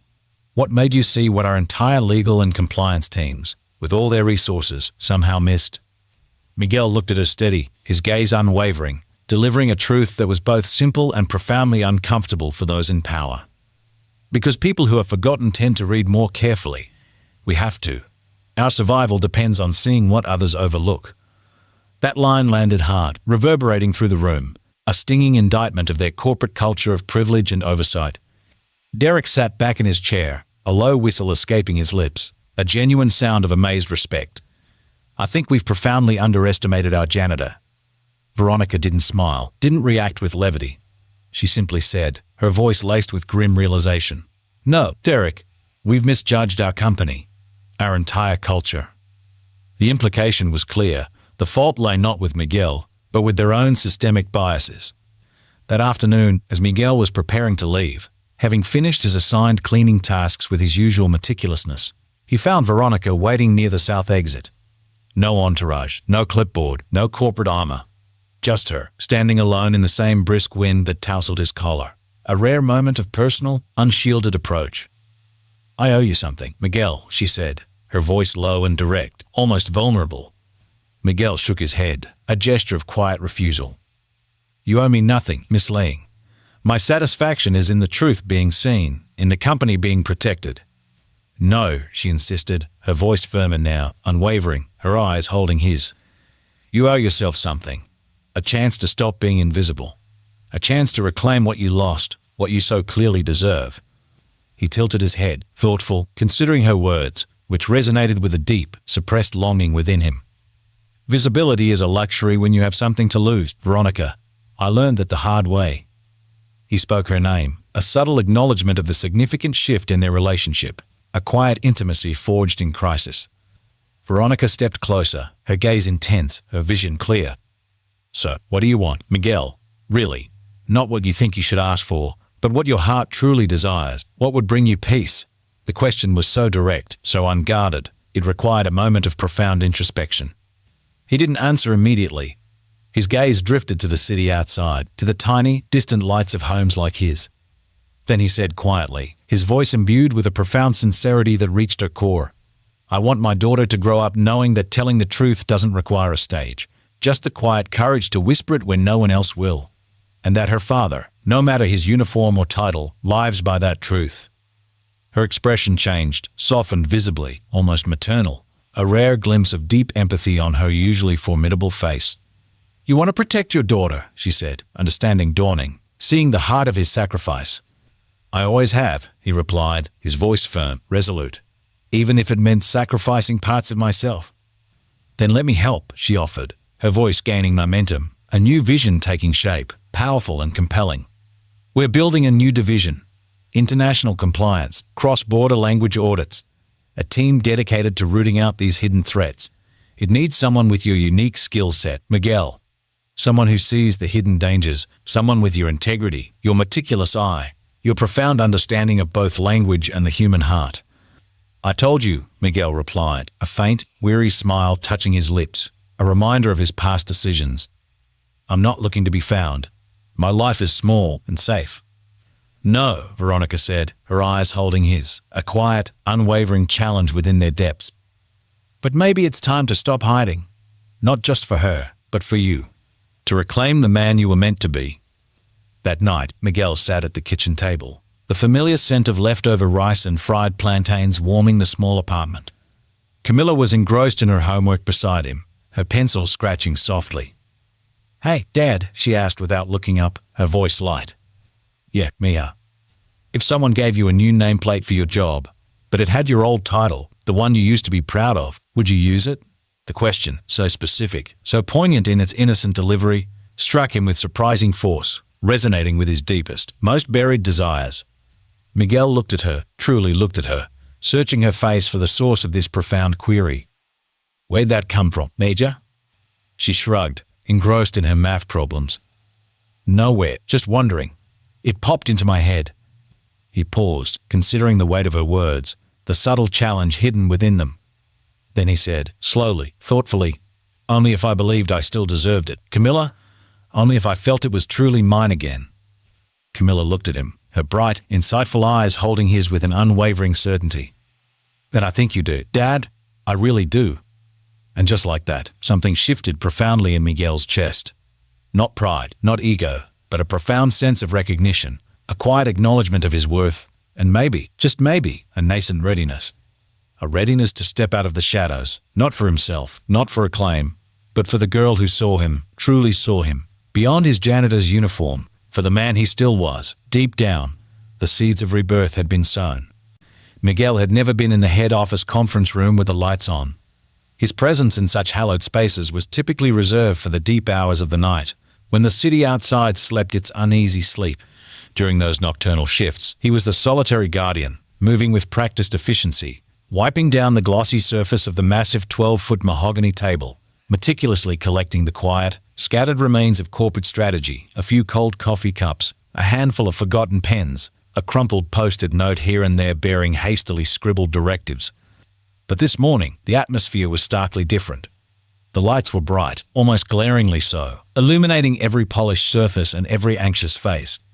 The air itself felt thick with a tangible, almost suffocating tension, and every seat at the imposing table was taken, filled with the sharp, expectant, and undeniably worried faces of Bionova's elite executives.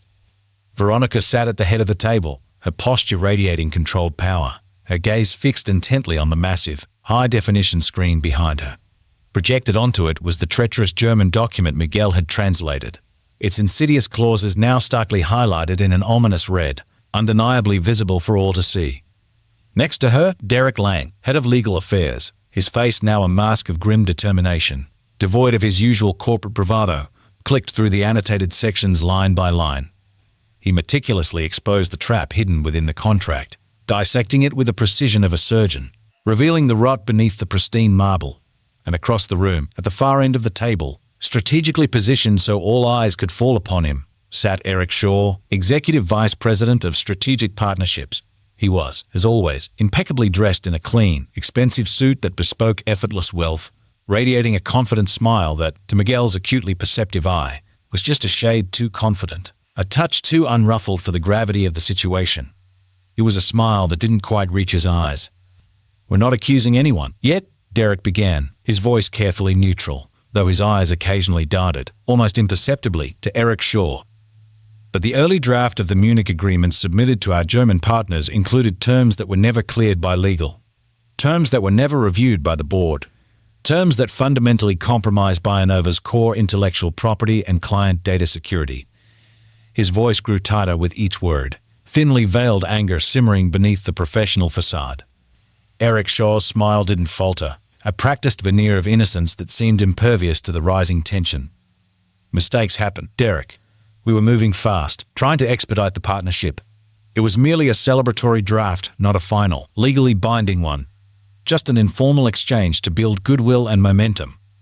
His tone was smooth, dismissive, attempting to downplay the severity of the situation. Veronica didn't blink, her gaze unwavering as she slowly turned her formidable attention to Eric. Her voice, though low, carried the undeniable weight of a grave accusation. "You sent a draft, Eric, that explicitly gave our German partner full, unrestricted back-end access to all client genomic data from North America and shared intellectual property rights for all future co-developed genetic mapping software. That's not a typo, Eric. That's not a mistake of expedition. That's intent. That's sabotage." The word hung in the air, heavy and damning, silencing any potential retort. Eric leaned back in his chair, his confident smile momentarily flickering, a micro-expression of panic crossing his features, but he quickly recovered, his composure a testament to years of corporate maneuvering. "And where's the irrefutable proof, Veronica? This entire investigation, this witch hunt, is based on the word of an anonymous translator, isn't it? A ghost in the machine, so to speak. Someone whose credentials, whose very existence, cannot be verified." His tone was dismissive, subtly demeaning, calculated to invalidate the source without directly attacking it, to cast doubt on the very foundation of the evidence. Miguel, seated unobtrusively at the far end of the table, a deliberate choice by Veronica to allow him to observe the unfiltered reactions of everyone present, quietly raised his hand. Veronica, without even needing to turn, nodded almost imperceptibly, a silent acknowledgement of his prearranged cue. "Go ahead, Miguel." "I wasn't anonymous because I was hiding," Miguel said calmly, his voice clear and resonant, carrying effortlessly across the hushed room, drawing every eye to him. His gaze was steady, unwavering, holding the attention of the stunned executives. "I was anonymous because I didn't trust that the truth would be enough on its own, that it wouldn't be buried by powerful interests, by those who had something to lose." He met Eric Shaw's gaze directly, his eyes holding a quiet, unwavering challenge that spoke volumes. "But I trusted now. I trust the truth." Eric Shaw turned fully towards him, a sneer twisting his lips, curiosity warring fiercely with disdain. "And you are?" The implied question was deeply insulting, designed to diminish Miguel, to cast him as irrelevant. Miguel stood slowly, deliberately, his posture straightening, commanding a sudden, unexpected respect that silenced the entire room. He was no longer just the janitor, he was Dr. Alvarez. "I am the man who used to teach this language, Mr. Shaw," he stated, his voice resonating with an authority that had long been dormant, "before your legal team forgot how to read it, before you chose to exploit its nuances." A collective gasp, barely suppressed, rippled through the executives, their faces a mixture of shock and dawning recognition. Miguel walked with purpose to the screen, taking the laser pointer from Derek Lang's stunned, trembling hand. He tapped the highlighted German term. This term here, dot and Aruken rect, it is not standard. It is not even common in legitimate German legal documents or biotech patents. It's fabricated, a linguistic invention. Legally, it's a smoke screen, designed to appear legitimate, but to mask its true, devastating intent, to slip past casual review. He turned to Eric Shaw, his gaze unwavering, the laser dot now fixed unerringly on Shaw's chest, a silent accusation. And based on your email metadata, Mr. Shaw, and the version control logs we've accessed from our servers, it came from your machine. Inserted directly into the draft before it was sent to Munich. Eric's confident, arrogant smile cracked, just slightly, like thin ice over a deep, dark chasm. His face paled visibly, the veneer of composure finally dissolving, replaced by a raw, naked fear. Veronica folded her hands on the table, her voice calm, chillingly precise, devoid of any personal emotion. We've already sent everything the original draft, the translation, Miguel's analysis, and the forensic metadata to our internal compliance division and external forensic auditors. If they confirm, unequivocally, that this was a deliberate act of sabotage, the board will vote on your immediate removal, Eric, effective today, and we will pursue all legal avenues. Eric opened his mouth, then shut it. A strangled, inarticulate sound caught in his throat. The battle was definitively over. Later that afternoon, after the dust had settled and Eric Shaw had been quietly, unceremoniously escorted out of the building, his career and reputation shattered, Veronica found Miguel in the executive break room. He was standing alone, staring out the panoramic window, a solitary figure with a cup of black coffee in his hand. The city stretched out beneath them, a silent, sprawling testament to the power of unseen forces and quiet truths. "No sugar?" she asked softly, stepping beside him, a rare, personal overture. He smiled without turning, a genuine, unforced smile that reached his quiet eyes, reflecting the satisfaction of justice served. "I saved the sweetness for better days, Veronica. Days like this, when truth prevails." She leaned against the counter, her own relief evident, her posture less rigid than it had been in years. That was impressive, Miguel, truly. A masterclass in strategic unmasking. "I wasn't trying to be impressive," Miguel replied, his gaze still fixed on the distant skyline, the sprawling urban tapestry. "I was trying to be heard, to make the truth undeniable, to give it a voice." Veronica looked at him, truly seeing him now, not just as a janitor, not just as a brilliant scholar, but as a man of profound, unwavering integrity and quiet strength.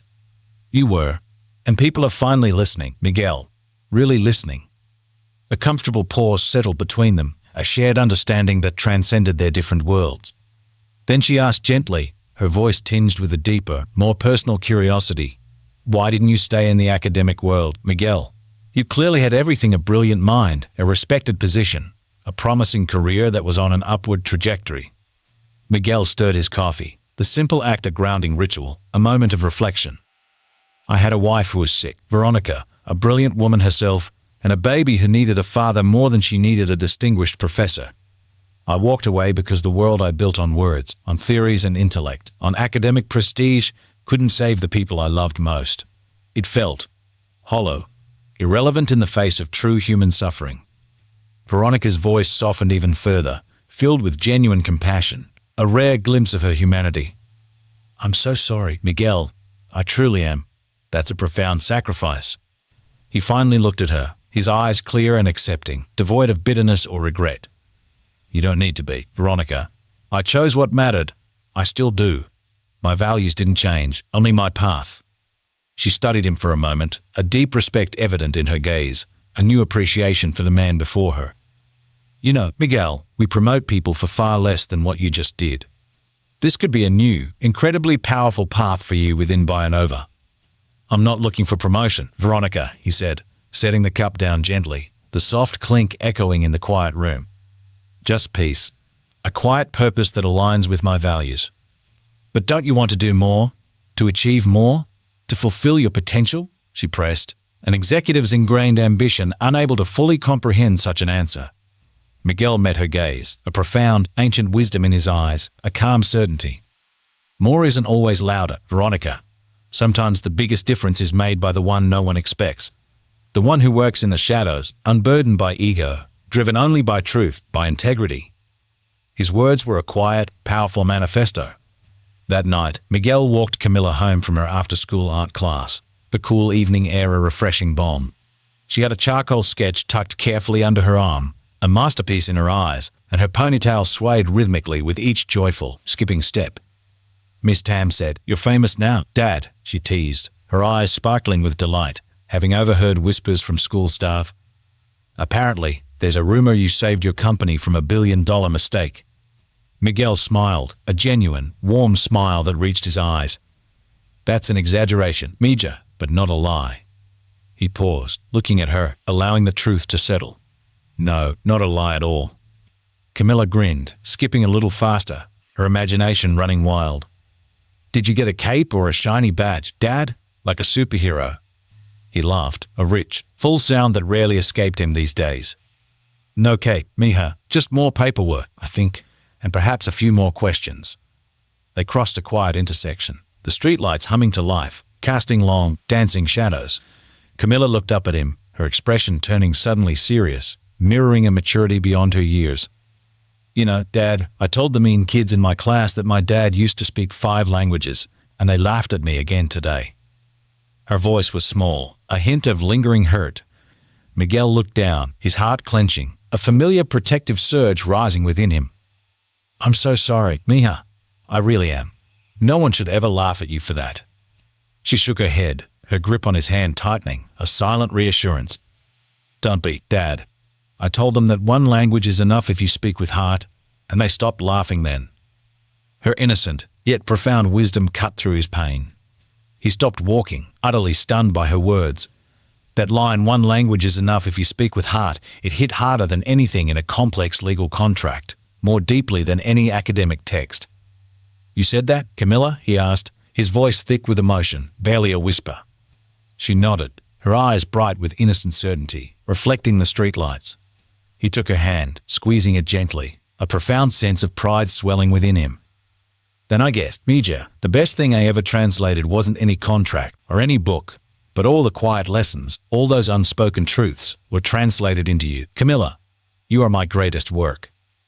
The streetlights cast long, dancing shadows around them, but in that moment, their bond was brighter and more profound than any light. Later that night, Miguel sat by the window as the city lights blinked like distant, scattered stars against the vast, dark canvas of the sky. He opened his leather journal again, the personal one that now held his journey. He picked up his pen and wrote, his hand steady, "The real cost of being invisible is forgetting your own name. But the gift is remembering that value doesn't need volume." He closed the book, turned off the lamp, and whispered to himself, a soft, resolute promise that echoed in the quiet room. "You're not gone, Miguel. You're just becoming." The quiet ascent had begun, a journey not merely back to his old self, but towards a new, more integrated, more authentic version of Miguel Alvarez, an father, scholar, and quiet guardian of truth. The seeds of a new chapter had taken root, watered by the courage of his daughter and the dawning recognition of his own worth.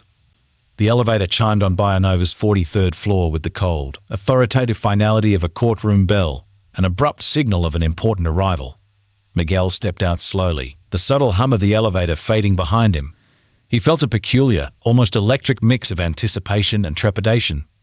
He felt less like a janitor summoned for a dressing down, and more like a man summoned not to be questioned, but to answer for something sacred, something profoundly important that transcended his daily existence, something he had, in fact, saved. He wore the same dark blue uniform he always did, no blazer, no pressed shirt, no silk tie, just Miguel Alvarez, janitor, father, former linguist, now standing at the edge of a new kind of battlefield, a silent architect stepping into the very structure he had helped save from collapse. The room before him was not merely a conference room. It was the nerve center of Bionova, filled with the top brass, legal heads, compliance officers, cybersecurity leads, and, most prominently, Veronica Ling, seated at the helm, her presence radiating a calm, formidable authority. She was flanked by 2 formidable board members, their sharp suits and even sharper expressions indicating they had flown in overnight, their faces grim and expectant. On the massive, wall-mounted screen behind her glowed the latest forensic analysis. Detailed document metadata, precise timestamps, incriminating IP logs, a chilling digital map of shattered trust and exposed betrayal, all pointing to Eric Shaw, Veronica, without a word, gestured for Miguel to take a seat at the table. It wasn't at the subservient end, but purposefully placed a few chairs down from her, integrating him directly into the core decision-making circle, a silent but powerful statement of his newfound significance. He sat down, outwardly calm and unshaken, though his palms were a quiet storm, clammy and tense beneath the cool, polished surface of the table, a testament to the internal weight he carried. Derek Lang, his face pale from sleepless nights, but now resolute, opened the proceedings. We've confirmed, unequivocally, that the Munich Agreement document was indeed edited outside established company protocol. The inserted clauses, specifically the fabricated dot and Gaviner term, originated from a remote device. Forensic analysis, cross-referenced with internal network logs, clearly shows it was masked through Eric Shaw's internal credentials. The digital trail ends at precisely 1:47 am on March 11th, at Eric Shaw's home IP address, logged during non-work hours, directly before the draft was sent to Germany. One of the board members, a stern-faced woman with sharp, unblinking eyes and an air of no-nonsense authority, leaned forward. We've already initiated separation proceedings, effective immediately. Mr. Shaw's employment is terminated, and we are assessing further legal action. But that still leaves a critical, foundational question for this board. Her gaze, along with every other pair of eyes in the room, turned to Miguel, a silent, expectant query hanging heavy in the air. Mr. Alvarez, she continued, her voice measured, how did you spot it? What led you to that specific clause, hidden so cunningly, when our most seasoned legal minds missed it? Miguel didn't answer right away. He took a slow, deliberate moment, allowing the profound silence to hang, allowing the full weight of his unique insight to settle in the room. He met the board member's intense gaze directly. Then, softly, his voice clear and resonating with years of quiet, meticulous observation, he spoke. Because when you've spent years scrubbing silence from other people's flaws, miss, he began, his voice gaining a quiet, undeniable authority, you learn to hear what isn't being said. You learn to see the deliberate omissions, the unnatural quiet in the language, the parts that don't fit the natural rhythm of truth. A beat of profound silence followed his words, even deeper than before. Someone scribbled furious notes, another nodded slowly, a dawning comprehension, almost an epiphany, on their face. His explanation, simple yet profoundly insightful, resonated with an unexpected, almost spiritual truth, cutting through the corporate jargon and intellectual pretension. Veronica spoke next, her voice sharper, more decisive than before, reflecting a profound, almost revolutionary shift in her perspective and leadership.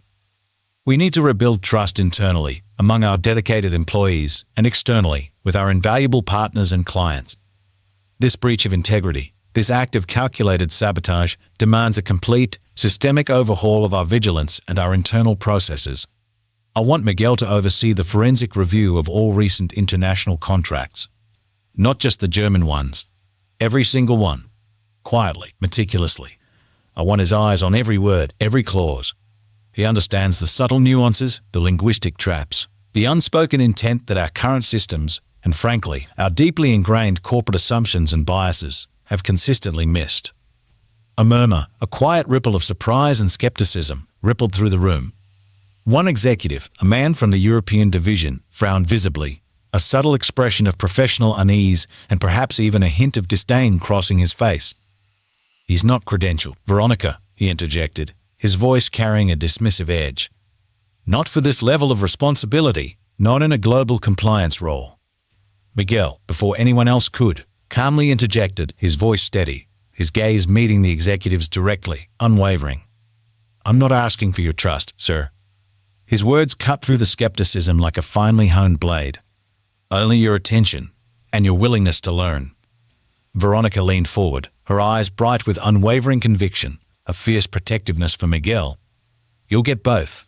His record from the University of Texas in linguistics and contract interpretation, though dated, is impeccable and highly specialized, and his recent demonstration of insight here in saving this company is unparalleled. It is the only credential that matters now. Her words, delivered with a quiet, undeniable power, silenced the murmurs, leaving no room for further dissent. The weight of her authority, combined with Miguel's quiet brilliance, was undeniable. The next few days passed in a controlled chaos, a whirlwind of internal restructuring, urgent reassessment, and a palpable shift in corporate culture. Behind the scenes, Miguel worked with a quiet intensity that astonished and, at times, shamed the internal legal teams. He sat at desks usually reserved for external consultants charging exorbitant fees, marking up complex contracts with precise red ink and finely detailed, hand-scrawled annotations that revealed hidden meanings and dangerous ambiguities. He never asked for lunch breaks, never raised his voice, never sought to dominate conversations. He simply saw.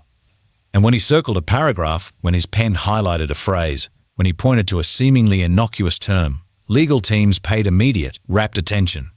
His presence, initially met with deep skepticism and thinly veiled condescension, quickly transformed into a grudging, then outright respect, even a quiet reverence. One afternoon, as a team of senior legal staff debated a particularly thorny clause in a new biotech collaboration agreement with a prominent firm in Brazil, their discussion growing increasingly convoluted and bogged down in technicalities, Miguel quietly walked over to the large monitor displaying the contract. He pointed with a precise finger. "This phrasing here, do sense it's a critical misrepresentation in Brazilian law. In their legal framework, it implies a very specific, highly sensitive category of personal data that, if mishandled, triggers severe constitutional penalties and crippling regulatory fines. You're using it in a way that directly invites massive liability under their data protection laws, which are among the strictest globally, far beyond what our current legal review appears to grasp." A sudden, stunned silence settled over the team, their confident arguments dissolving into confusion. Then one junior attorney, her face paling, her eyes wide with a mix of shock and dawning, horrified understanding, whispered, "He's right. Oh my God, he's absolutely right. I missed that entirely. It's a fundamental difference in legal interpretation with catastrophic implications." Miguel nodded almost imperceptibly and walked away without further comment, leaving the stunned team to absorb his precise, undeniable insight. "He doesn't talk much," someone muttered, still reeling from the sudden revelation. "He doesn't have to," another replied, picking up a red pen. "His pen talks for him, and it speaks volumes, loudly enough for all of us to hear now." One evening, long after the sun had dipped below the skyline, painting the city in shades of purple and orange, and most employees had departed, Miguel found Veronica standing alone in the glass-walled break room, nursing a half cup of coffee. The city lights twinkled like a scattered galaxy below. She didn't turn when he entered, seemingly lost in deep contemplation. "I used to think being the smartest person in the room meant always having the answer," she said, her voice quiet, almost reflective, as if speaking more to herself than to him, a profound confession. "Now I think it means knowing where to look, knowing when you don't have the answer, and knowing who does." Miguel leaned against the counter beside her, the subtle sense of coffee and lingering lemon cleaner mingling in the air. "Smart fades, Veronica. Awareness lasts longer. It's a different kind of intelligence, one honed by observation, not just education." She looked at him then, a genuine, unforced smile touching her lips, a rare expression of warmth and vulnerability. "You've changed the culture of this company in 2 weeks, Miguel. Completely. There's a new vigilance, a new respect for detail, for the unseen." "I didn't mean to," he replied, genuinely surprised by the profound scope of her observation, his humility unwavering. "That's exactly why it matters," she countered, her smile widening, acknowledging his inherent integrity. She sipped her coffee, a moment of comfortable, appreciative silence passing between them, a quiet understanding forged in shared crisis.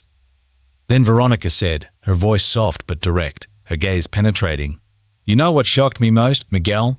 Not that you spotted the clause. Not even that you translated it so cleanly, so perfectly. Those are brilliant skills, but skills can be taught or bought. What then? That you could have saved yourself a decade ago, reclaimed your illustrious career, your entire former life, and you didn't? You chose not to." Her question, gentle as it was, cut to the very core of his profound, decade-long sacrifice. Miguel didn't flinch. His gaze was steady, unwavering, holding hers. "I did save myself," he said quietly, his voice imbued with a deep, personal conviction that resonated with absolute truth. "Just not in a way that fit someone else's headline or corporate ambition. I chose a different kind of salvation, a quieter one, for Camilla, a life where I could simply be there." His words were a powerful testament to his unwavering commitment as a father, a choice that defined him more profoundly than any academic title ever could. That night, as Miguel arrived home, the familiar sense of their small apartment welcomed him.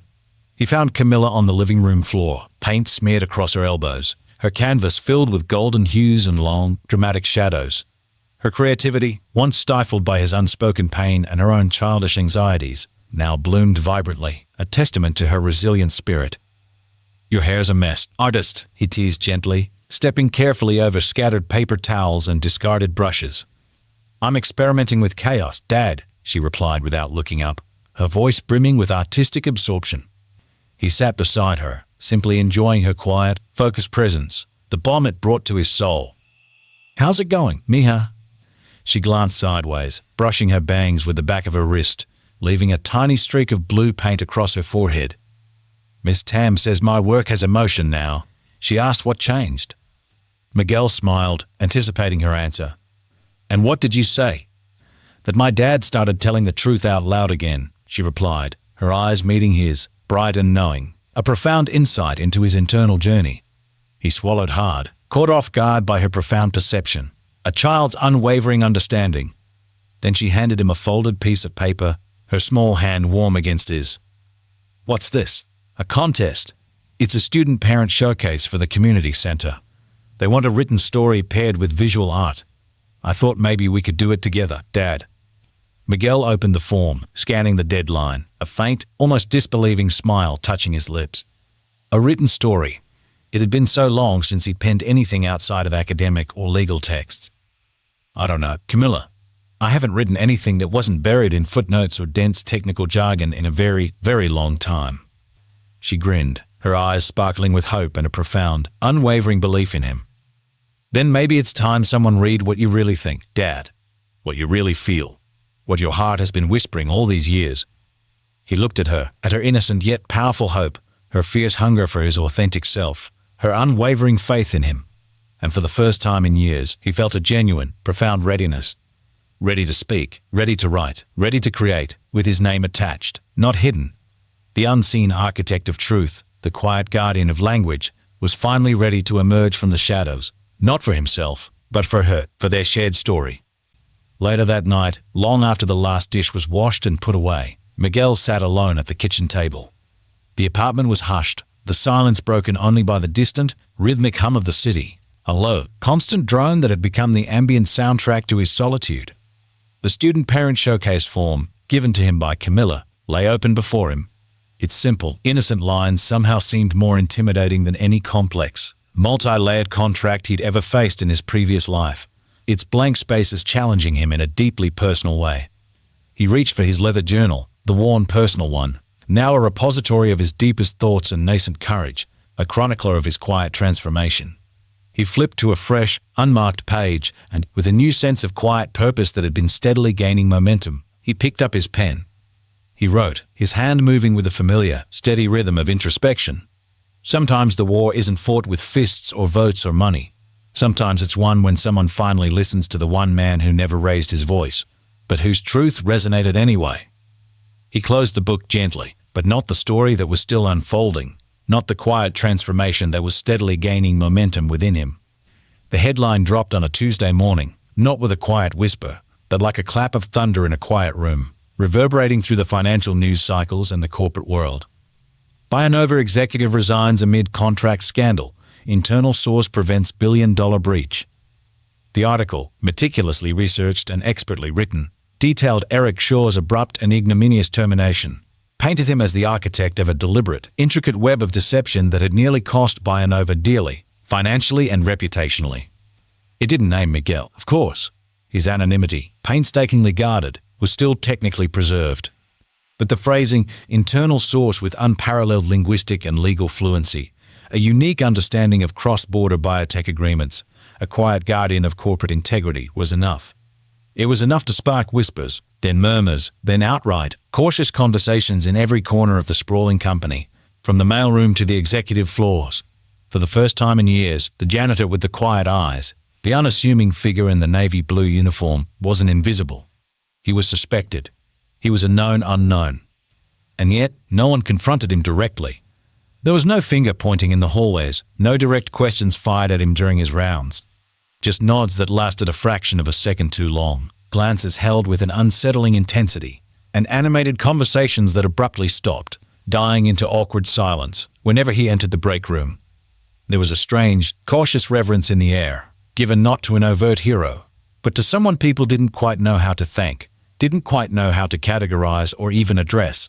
He was an enigma, a walking secret, a living testament to unseen brilliance, a catalyst for massive change from the most unexpected quarter. The weight of this new kind of visibility, however indirect, however unspoken, pressed down on him, a heavy mantle. Veronica found him later that day in the archive room, a dusty, cavernous space filled with rows of ancient, bound print contracts, forgotten histories meticulously organized in brittle paper. He sat cross-legged on the floor, meticulously sifting through old documents like they were pieces of an intricate, unsolved puzzle, his face illuminated by the dim, flickering overhead light, a faint sheen of dust on his brow. "You're not required to do this, Miguel," she said softly from the doorway, her voice echoing slightly in the vast, quiet room. Miguel didn't look up immediately, his concentration absolute, his fingers gently tracing an old, faded clause. "I know, but these are the ghost stories of corporation, Veronica. They teach you a lot about what went wrong and why." She walked in, her heels, usually so pronounced against the polished floors, now strangely quiet against the linoleum, a testament to her deliberate intention not to disturb. She sat beside him without asking, her elegant, tailored suit a stark contrast to his utilitarian uniform and the swirling dust motes dancing in the air. "There's something about ink on paper," he said, finally looking at her, a faint smudge of ancient ink on his cheek. "It's honest. You can't delete it. You can't change it with a click. You either meant what you wrote or you didn't. The truth, however inconvenient, is stark and immutable." Veronica picked up a particularly thick, yellowed contract, scanned a line of archaic legalese, then looked at him, her eyes searching. "You know what they're saying about you, don't you, Miguel? The whispers about the anonymous translator." Miguel shrugged, a ghost of a smile touching his lips. "I've been the janitor for 11 years, Veronica.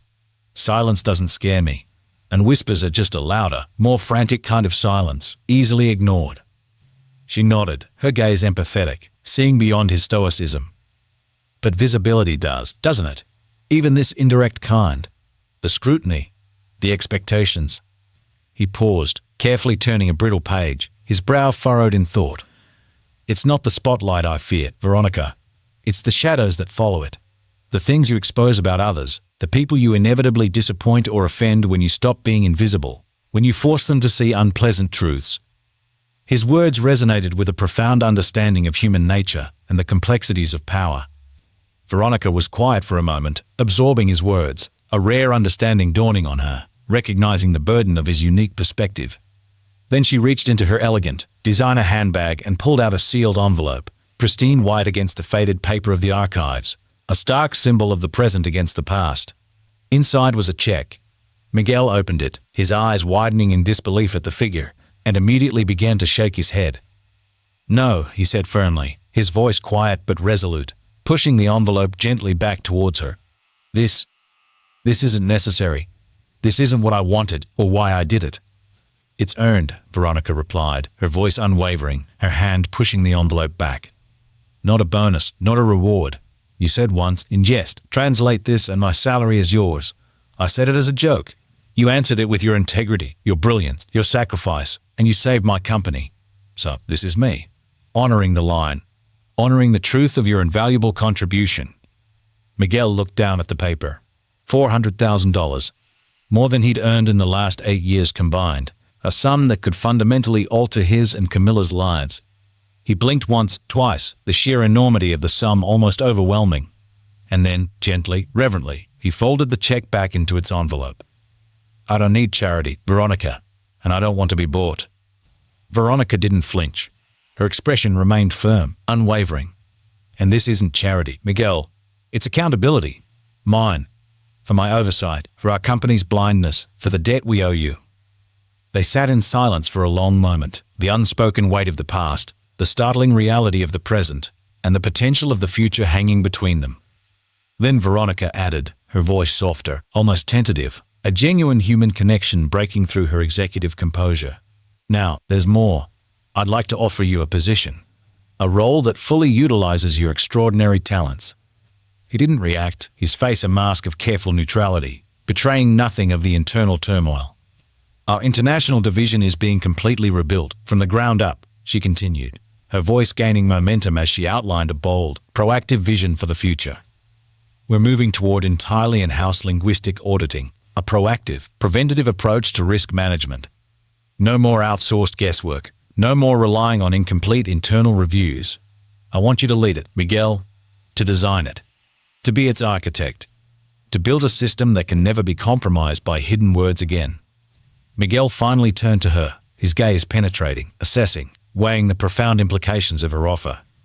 You want a janitor with a dead past, a man who explicitly chose obscurity, to head your global compliance and linguistic integrity division. Veronica? I want the one man in this company who saw the truth before anyone else did, she countered, her voice firm, clear, radiating absolute conviction. The one man who wasn't afraid to speak it, however quietly. The man who saved Bionova. His past isn't dead, Miguel. It's foundational. It's the crucible that forged the invaluable perspective you possess today. She held his gaze for a long moment, an unspoken challenge and an immense trust shining in her eyes. Then he said, his voice low, imbued with a deep, personal history. You don't know everything about me, Veronica. There are parts of my past that are complicated. I'm not offering this because I know everything, she replied, her voice firm, unwavering, cutting through his self-doubt. I'm offering it because I know enough. I know your integrity. I know your capacity for truth, for meticulousness, for seeing what others overlook. And I know your quiet courage. That is more than enough. That evening, Miguel sat with Camilla at their kitchen table. The check rested between them, pristine white, utterly untouched, a potent symbol of a crossroads. She stared at it, wide-eyed, her breath catching in a hushed whisper. Dad, this could change everything. Everything. Her voice was filled with a child's boundless dreams, a glimpse into a future of possibilities. He nodded, his own heart thrumming with the enormity of it, the dizzying implications. I know, Mija. It really could. You could finally get us out of here, she continued, her excitement bubbling, painting a vivid picture. Maybe even go back to teaching, or write your own books, or take that incredible job if you wanted. You could be Dr. Alvarez again. Her eyes pleaded with him, mirroring his own deepest, most suppressed desires for a return to intellectual purpose. Miguel smiled at her, a profound warmth spreading through him, radiating from his heart. And what would you do, Mija, with all that change, with a new apartment, new possibilities? Camilla grinned, her face alight, her vision clear. I'd buy every single color of watercolor they sell at Michael's, Dad, all of them. And maybe one of those fancy sketch tablets with a digital pen, like the pros use. Her dreams were simple, yet vibrant. He chuckled, a genuine, heartfelt sound that echoed in the small kitchen. Big dreams, huh? I learned from the best, she replied, her words innocent and sincere, warming him deeper than the lentil soup steaming between them. Then she said, her voice dropping to a more serious, tender tone, her intuition once again piercing his emotional defenses. Why are you hesitating, Dad? I can feel it. He looked at her, his carefully constructed facade crumbling under her unwavering gaze, under her profound understanding. Because for so long I built my entire life on staying small, Camilla. On being invisible, on being safe, on protecting what little I had left. And now that the door's open, now that there's a chance to step back into that other life, I don't know who I am when I walk through it. I don't know if I can be that man again, the Dr. Alvarez of before, or if I even want to. Camilla reached out across the table, her small hand covering his, a gesture of profound comfort and unwavering understanding. Her touch was an anchor. You're my dad, she said, her voice soft but certain. That's always been more than enough, and you'll always be you, no matter what door you walk through. You'll just be more of you. Her simple, unwavering faith was a lighthouse in his storm of uncertainty, a guiding star in his confusion. His daughter, his anchor, his greatest teacher, had once again shown him the way forward. The quiet ascent was poised to transform into a rebirth. The next morning, the sprawling city of Chicago was dressed in a crisp, invigorating breeze that tugged playfully at loose collars and sent discarded autumn leaves skittering across sidewalks, a lively dance against the cold stone. Miguel met with Veronica on the rooftop terrace of Bionova, a quiet, almost secluded place that offered a breathtaking panoramic view of the metropolis, beneath them a vast, intricate tapestry of steel, glass, and human endeavor. Few employees ever used this elevated sanctuary, preferring the climate-controlled comfort of their offices. The wind tugged playfully at Miguel's collar, a symbolic release from the constricting uniform. Veronica's hair, usually held in a severe, professional chignon, danced freely in the breeze, untamed for once, a reflection of the unburdened conversation they were about to have. This was not a boardroom, not a formal office, but neutral ground, a space for raw honesty and profound negotiation. He handed her the check, the pristine white envelope that contained $400,000, a life-changing sum that represented years of hard, unseen labor and sacrifice. "I'm not taking this, Veronica." His voice was firm, resolute, devoid of any pretense of false humility or a desire to negotiate for more. It was a statement of principle. She opened her mouth to protest, a flicker of exasperation and disbelief in her sharp eyes, but he raised a hand, a gesture that silently commanded attention, gentle yet firm. "Not because it's not fair. It is. It's more than fair, and I appreciate the gesture profoundly. But because there's something more valuable you can give me. Something I need more than money. Something I need for Camilla and for myself." Veronica's brows lifted, a spark of intrigued curiosity in her gaze, her executive mind instantly recognizing the profound weight of a non-monetary request. "Name it, Miguel. Anything within my power, and within reason, I assure you. An offer that doesn't turn me into a corporate poster boy for your PR machine," he began, his voice low, clear, and direct, sketching the boundaries of his terms. "A job that lets me work, if I choose, in the shadows, where I'm most effective, unburdened by the demands of public visibility. Privacy, purpose, and one more thing." He paused, his gaze meeting hers, holding it with unwavering intensity, injecting profound meaning into his final condition. "No more jokes at the expense of the invisible people in this company. Not just me or my janitorial team, but anyone who works unseen, anyone whose labor is often overlooked or dismissed. No more casual dismissals, no more thoughtless disrespect for the dignity of all work." Veronica's throat moved as she swallowed, a subtle, visible acknowledgement of the profound weight of his request and the deep, systemic truth it held. It wasn't about money. It was about dignity, about systemic cultural change, about valuing every human contribution. "You have my word, Miguel, on all counts, and I will ensure it becomes a core principle of this company's culture." She extended her hand, not as a superior to an employee, but as an equal, a colleague forged in shared crisis and mutual respect. He shook it, a firm, deliberate clasp, sealing the pact. No press cameras, no grand applause, no public fanfare, just a quiet, powerful agreement between two people who'd once stood on opposite sides of a locked door, separated by status and perception, and had finally, together, chosen to open it, bridging a chasm. That night, back in the quiet sanctuary of his apartment, Miguel pulled his old university briefcase out of the closet. It was dusty, its once pristine leather now softened and worn by years of use and neglect, a relic from a former life he had carefully packed away. Inside, tucked carefully behind a forgotten exam rubric, a stack of yellowed lecture notes, and a few outdated academic conference programs, he found a folded photograph. It was a cherished, slightly faded picture of Sophia, radiant and smiling, holding a tiny, gurgling baby Camilla in her arms, her eyes full of boundless love and a future that never fully materialized. He stared at it for a long while, the images flooding his mind with bittersweet memories, a profound wave of grief and gratitude. Then, placing the photo gently on his desk, beside his worn lexicon journal, a symbol of his reawakened intellect, he whispered, his voice thick with emotion, "I think I'm ready now, Sophia. Ready to try again. Ready to live for both of us and for our daughter." And for the first time in over a decade, he meant it, truly and deeply. The quiet promise, made to himself and to the beloved ghost of his wife, settled like a profound peace in his heart, a quiet determination to forge a new path. The next morning, the air at Bayanova was different. Miguel Alvarez adjusted the sleeves of his gray shirt, still simple, still clean, but noticeably no longer part of a uniform. It was an unspoken statement, a subtle badge of his new role. He wasn't mopping floors this morning. He was walking into a room full of people with important titles, people who had once walked past him without a second glance, unaware of the brilliance they were overlooking. And for the first time in over a decade, he was the one they waited for. His gait was steady, purposeful, imbued with a quiet confidence that was newfound yet deeply earned.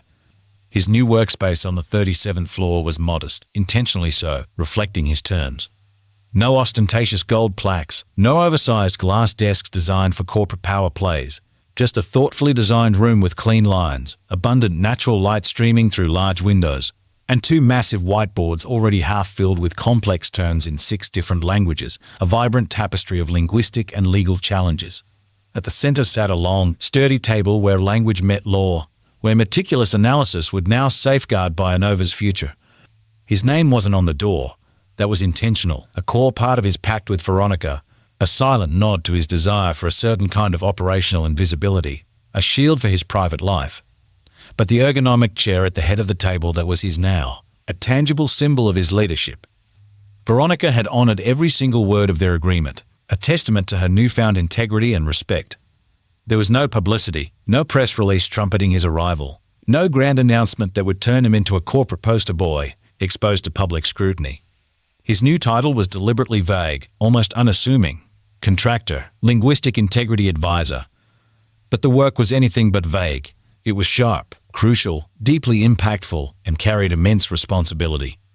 He reviewed every international contract before it reached executive eyes, not just for grammar, legal boilerplate, or even obvious risks, but for danger, for the hidden traps, the subtle misrepresentations, the insidious linguistic nuances that could compromise the company's integrity and future. He saved them twice in the first week alone, spotting cleverly concealed ambiguities that would have led to significant, costly legal battles or disastrous compliance breaches, quiet victories that only a handful of senior people in Bionova would ever know.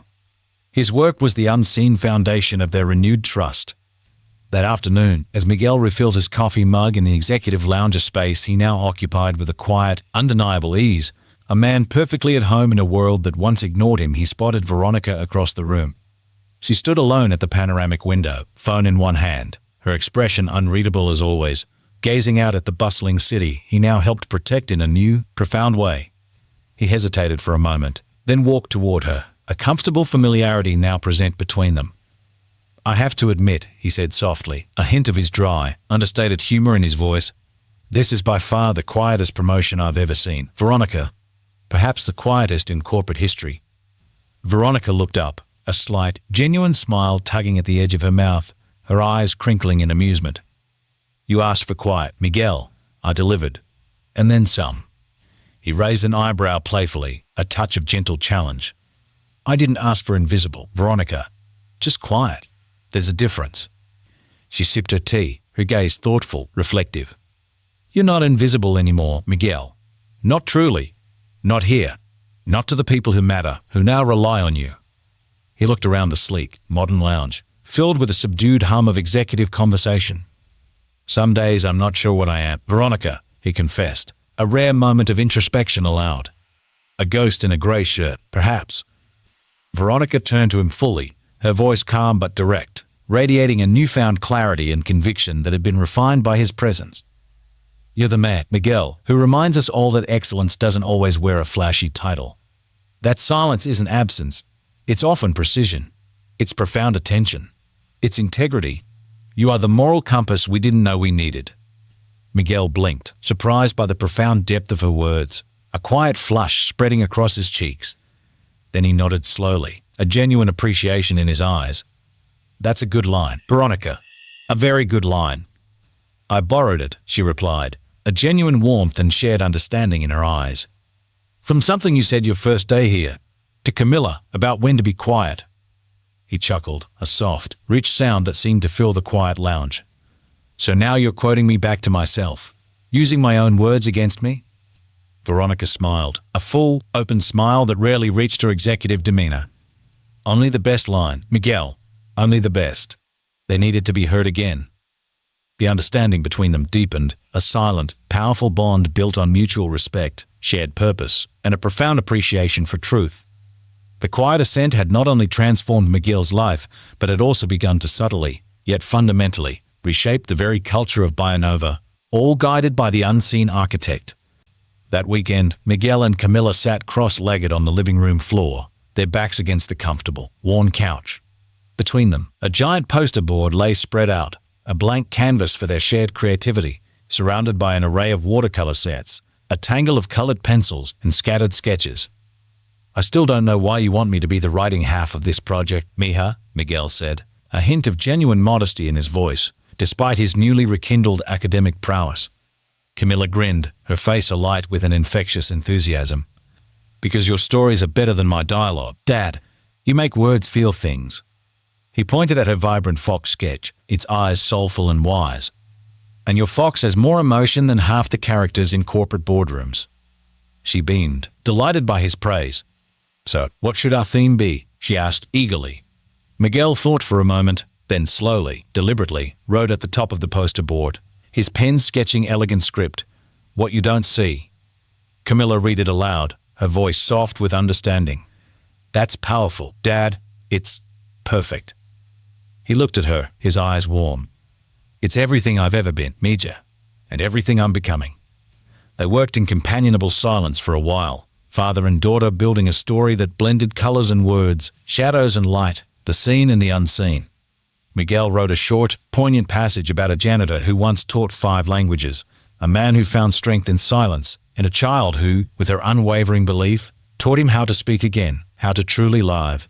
Camilla, in turn, drew a pair of shoes, one small, delicate, adorned with a tiny butterfly, the other large, sturdy, with laces worn smooth by countless miles.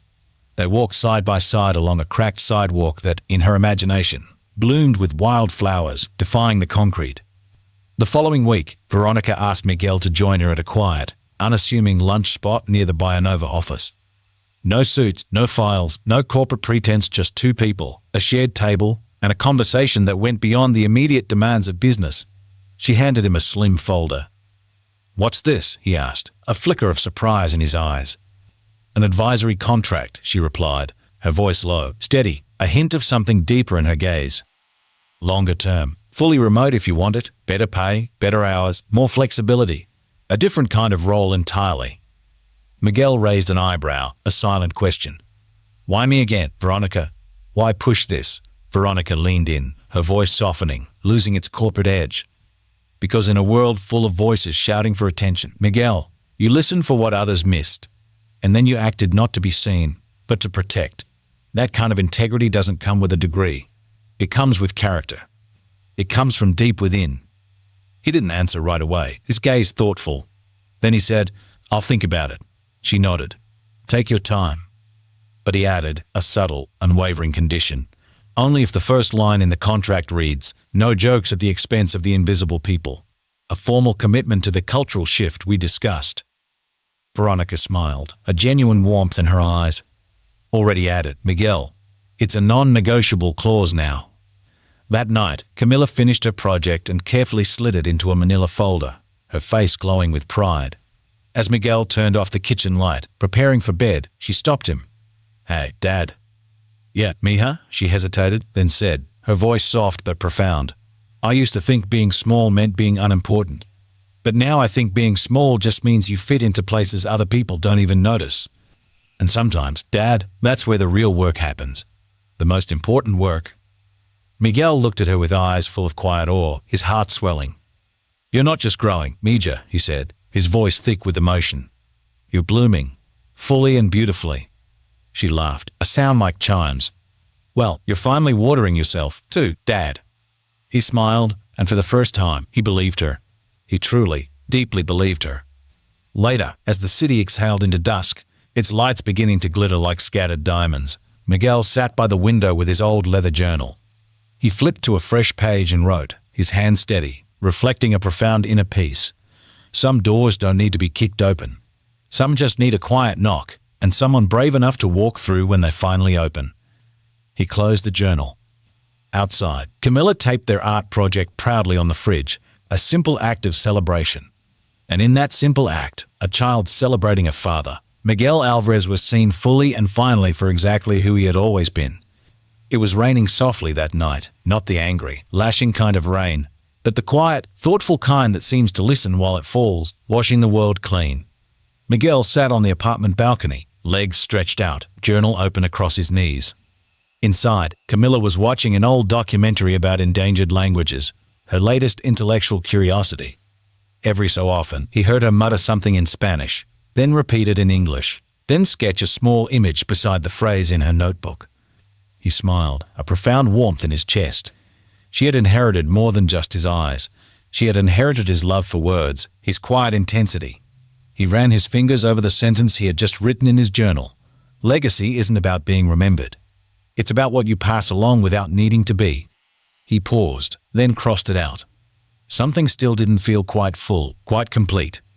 A knock came around 9:15 p.m., soft but deliberate. Miguel opened the door to find Veronica standing there. Her umbrella was folded, rain still beating on her coat collar, a wisp of untamed hair escaping.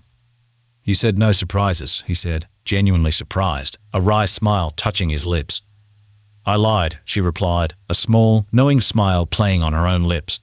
He stepped aside, and she walked in, her eyes scanning the small, warm space filled with Camilla's vibrant drawings and the comforting scent of cinnamon tea. Camilla looked up from the couch, her face breaking into a wide smile. "Miss Veronica," Veronica grinned. "Hey, artist, I hear your dad's collaborating with a genius." Camilla blushed and ran to her room, mumbling something about final touches to her project. Miguel raised an eyebrow at Veronica. "Everything okay?" Veronica nodded. "Actually, I just came from a board dinner. They asked me to speak about leadership. I started writing a speech. Then I stopped because I realized everything I wanted to say, everything truly meaningful about leadership, I already heard someone else say better." He folded his arms, a hint of amusement in his eyes. "I'm not giving speeches, Veronica." "I know," she said, her gaze soft, direct. "But maybe you've been giving one this whole time, Miguel. Just by showing up. Just by being you." They sat at the kitchen table. Veronica pulled out her phone and tapped it once. "I recorded something. Not for the board. For me." She hit play. It was Miguel's voice, recorded from a training session earlier that week with the compliance team. His words, clear and resonant, filled the small room. Language is more than translation. It's trust. It's the promise that what you say I will carry carefully, and what I say you'll hear without distortion. Miguel stared at the phone, a flush rising on his face. "I didn't know you recorded that." "I didn't want to forget it," Veronica said softly, her eyes holding his. A pause. She looked at him then, not as an executive, not even as a colleague, but as a woman who had been watching quietly, learning profoundly. "I think," she said, her voice catching slightly, "that for a long time I mistook control for clarity. But you, Miguel," her voice softened further, "you taught me that stillness doesn't mean uncertainty. Sometimes it just means listening. Truly listening." Miguel didn't respond right away. Then he said, "You once asked me if I wanted to do more." She nodded. He looked around their small kitchen, the crooked cabinet, the light bulb that flickered every third evening, then at her, at the way her hands had relaxed, at the way she wasn't trying to fill the silence anymore.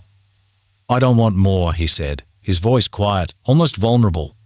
"I want real. I want authentic. This." She met his eyes, and this time she didn't feel the silence either.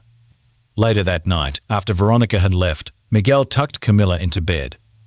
"Did you like the visit?" he asked. Camilla nodded. She smiled more tonight. "Dad, I think she's been learning how." "From you?" he chuckled. "Maybe a little from both of us," she said, pulling the blanket up to her chin. "Dad?" "Yeah, Mija? I don't think I've ever seen you this happy." Miguel paused, then knelt beside her, brushing a curl from her cheek. "It's not happiness, Mija. It's peace, and that took me a long time to earn." 2 days later, Camilla and Miguel stood before the community center auditorium, waiting for their names to be called. Parents and children filled the seats, a sea of expectant faces. Art projects lined the walls like vibrant windows into other worlds. The Mick tapped the mic. "Next up, we have a joint entry from Camilla Alvarez and her father, Miguel Alvarez. Their piece is titled What You Don't See." Camilla squeezed Miguel's hand, her small fingers warm and reassuring. "Ready," he whispered. "No," she grinned, her eyes sparkling. "But let's do it anyway." They walked on stage, Camilla beginning, her voice clear and confident. "This is a story about a janitor who used to be a professor and a girl who used to think she had to be loud to be seen." Laughter, light applause. Miguel continued, his voice resonant with newfound purpose. "It's about what happens when words stop being weapons and start becoming bridges. It's about the power of truth, even when whispered."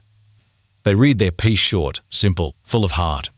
A story about silence and truth, about loss and rediscovery, about how some people find the courage to speak, and others find the courage to listen. When they finished, the room was still, captivated. Then the applause came, not thunderous, but warm, sustained, deeply felt. Afterward, as they walked out under the soft glow of street lamps, Camilla said, That was better than I expected. Miguel smiled. Good things usually are. That night, as the city fell asleep around them, Miguel sat at his desk, journal open. He didn't write much, just one line. When words become feelings and feelings become actions, that's when a life begins to mean something. He underlined it once, then softly closed the book. 1 year later, the office on the top floor of Bionova had changed. The layout was the same clean line, warm wood, tall windows that framed the city skyline like a painting. But the energy was different. Quieter, more human. There was laughter in the hallways now, not forced, not nervous, but real, the kind that comes when people feel safe, respected, and truly valued. And at the heart of it all sat Miguel Alvarez. His office was tucked at the end of the hallway, behind a frosted glass door that bore no grandiose title, just a simple, elegant placard, Linguistic Integrity Office. But on the inside of his desk drawer, tucked carefully under a notepad and his worn leather journal, was a gift he hadn't yet mounted, a nameplate crafted from polished wood. Engraved on it were the words, Dr. Miguel Alvarez, Director of International Linguistics and Cultural Affairs. Beneath it, a small, handwritten note from Veronica. Your choice whether to use this. Either way, you are seen now. He ran a finger over the engraving sometimes. Not often, just enough to remind himself that recognition didn't need to be loud to be real. That afternoon, Camilla stopped by the office after school, her backpack slung over one shoulder, a stack of papers clutched in her hand. You're late, Miguel teased as she dropped onto the couch. You're early, she countered, smirking playfully. He raised an eyebrow. Touché. She handed him the papers, her eyes gleaming. Our story got published in the district journal, and they want us to speak at next month's literacy event. Miguel scanned the pages, his voice softening as he read the opening line again. Not all heroes wear badges. Some just carry keys and keep the lights on after everyone else has gone home. He looked at her, his heart swelling with pride. You wrote that, mija. I felt that, Dad, Camilla replied, more serious now.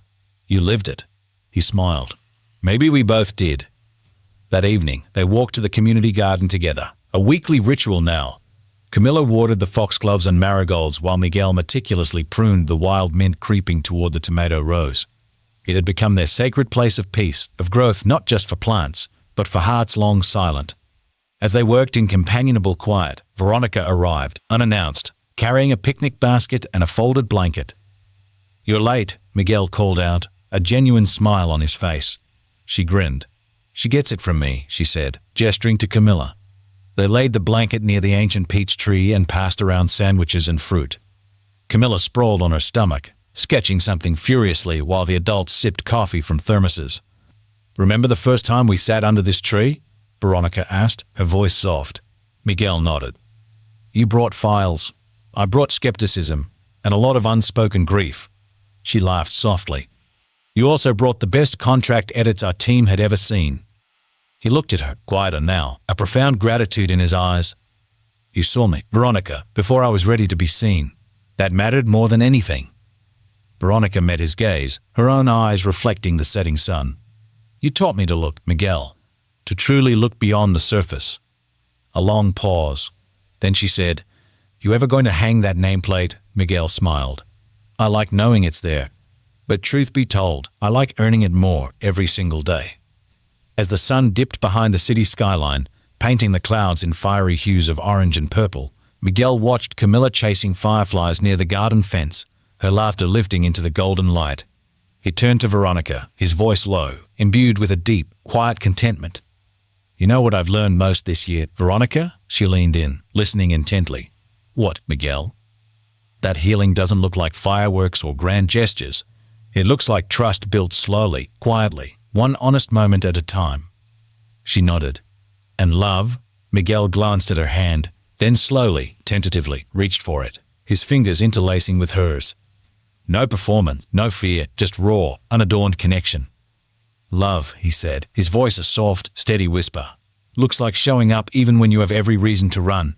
It looks like choosing to be seen. She squeezed his hand gently, and in that shared silence, everything unspoken was profoundly understood. Later that night, after Camilla had fallen asleep in the car ride home and Veronica had shared a quiet, lingering kiss on Miguel's cheek before heading upstairs to her own apartment, Miguel stood alone at the kitchen counter. He opened the drawer, pulled out the nameplate. He stared at it for a long moment, then gently, reverently, placed it on the bookshelf beside his old, framed teaching certificate and Camilla's first published story. He didn't need the world to know. He needed to know that he believed it now, that he had lived through the darkness and chosen to return to the light, not for applause, not for external validation, but for legacy. For her, for them, for the quiet voice inside that had waited so patiently to be heard, to be honored. To those who've ever felt unseen, your value does not diminish in silence. Your truth does not expire in shadow. And one day, when you least expect it, someone will look at you with eyes that finally see. And in that moment, everything will begin again. Miguel closed the journal, set it gently beside the nameplate, and turned off the light. Sometimes the quietest people carry the loudest truths, and sometimes the ones we overlook are the ones who save us all. If this story touched your heart, I'd love to know where you are watching from. Drop your city or country in the comments. Let's see how far stories like this can travel. And if you believe the world needs more stories of kindness, redemption, and quiet courage, please hit the like button, subscribe to the channel, and turn on the notification bell so you never miss what's coming next. Your support helps these stories reach someone who might need them today. And from the bottom of my heart, thank you for spending your time here. Until next time, keep believing in the quiet power of truth.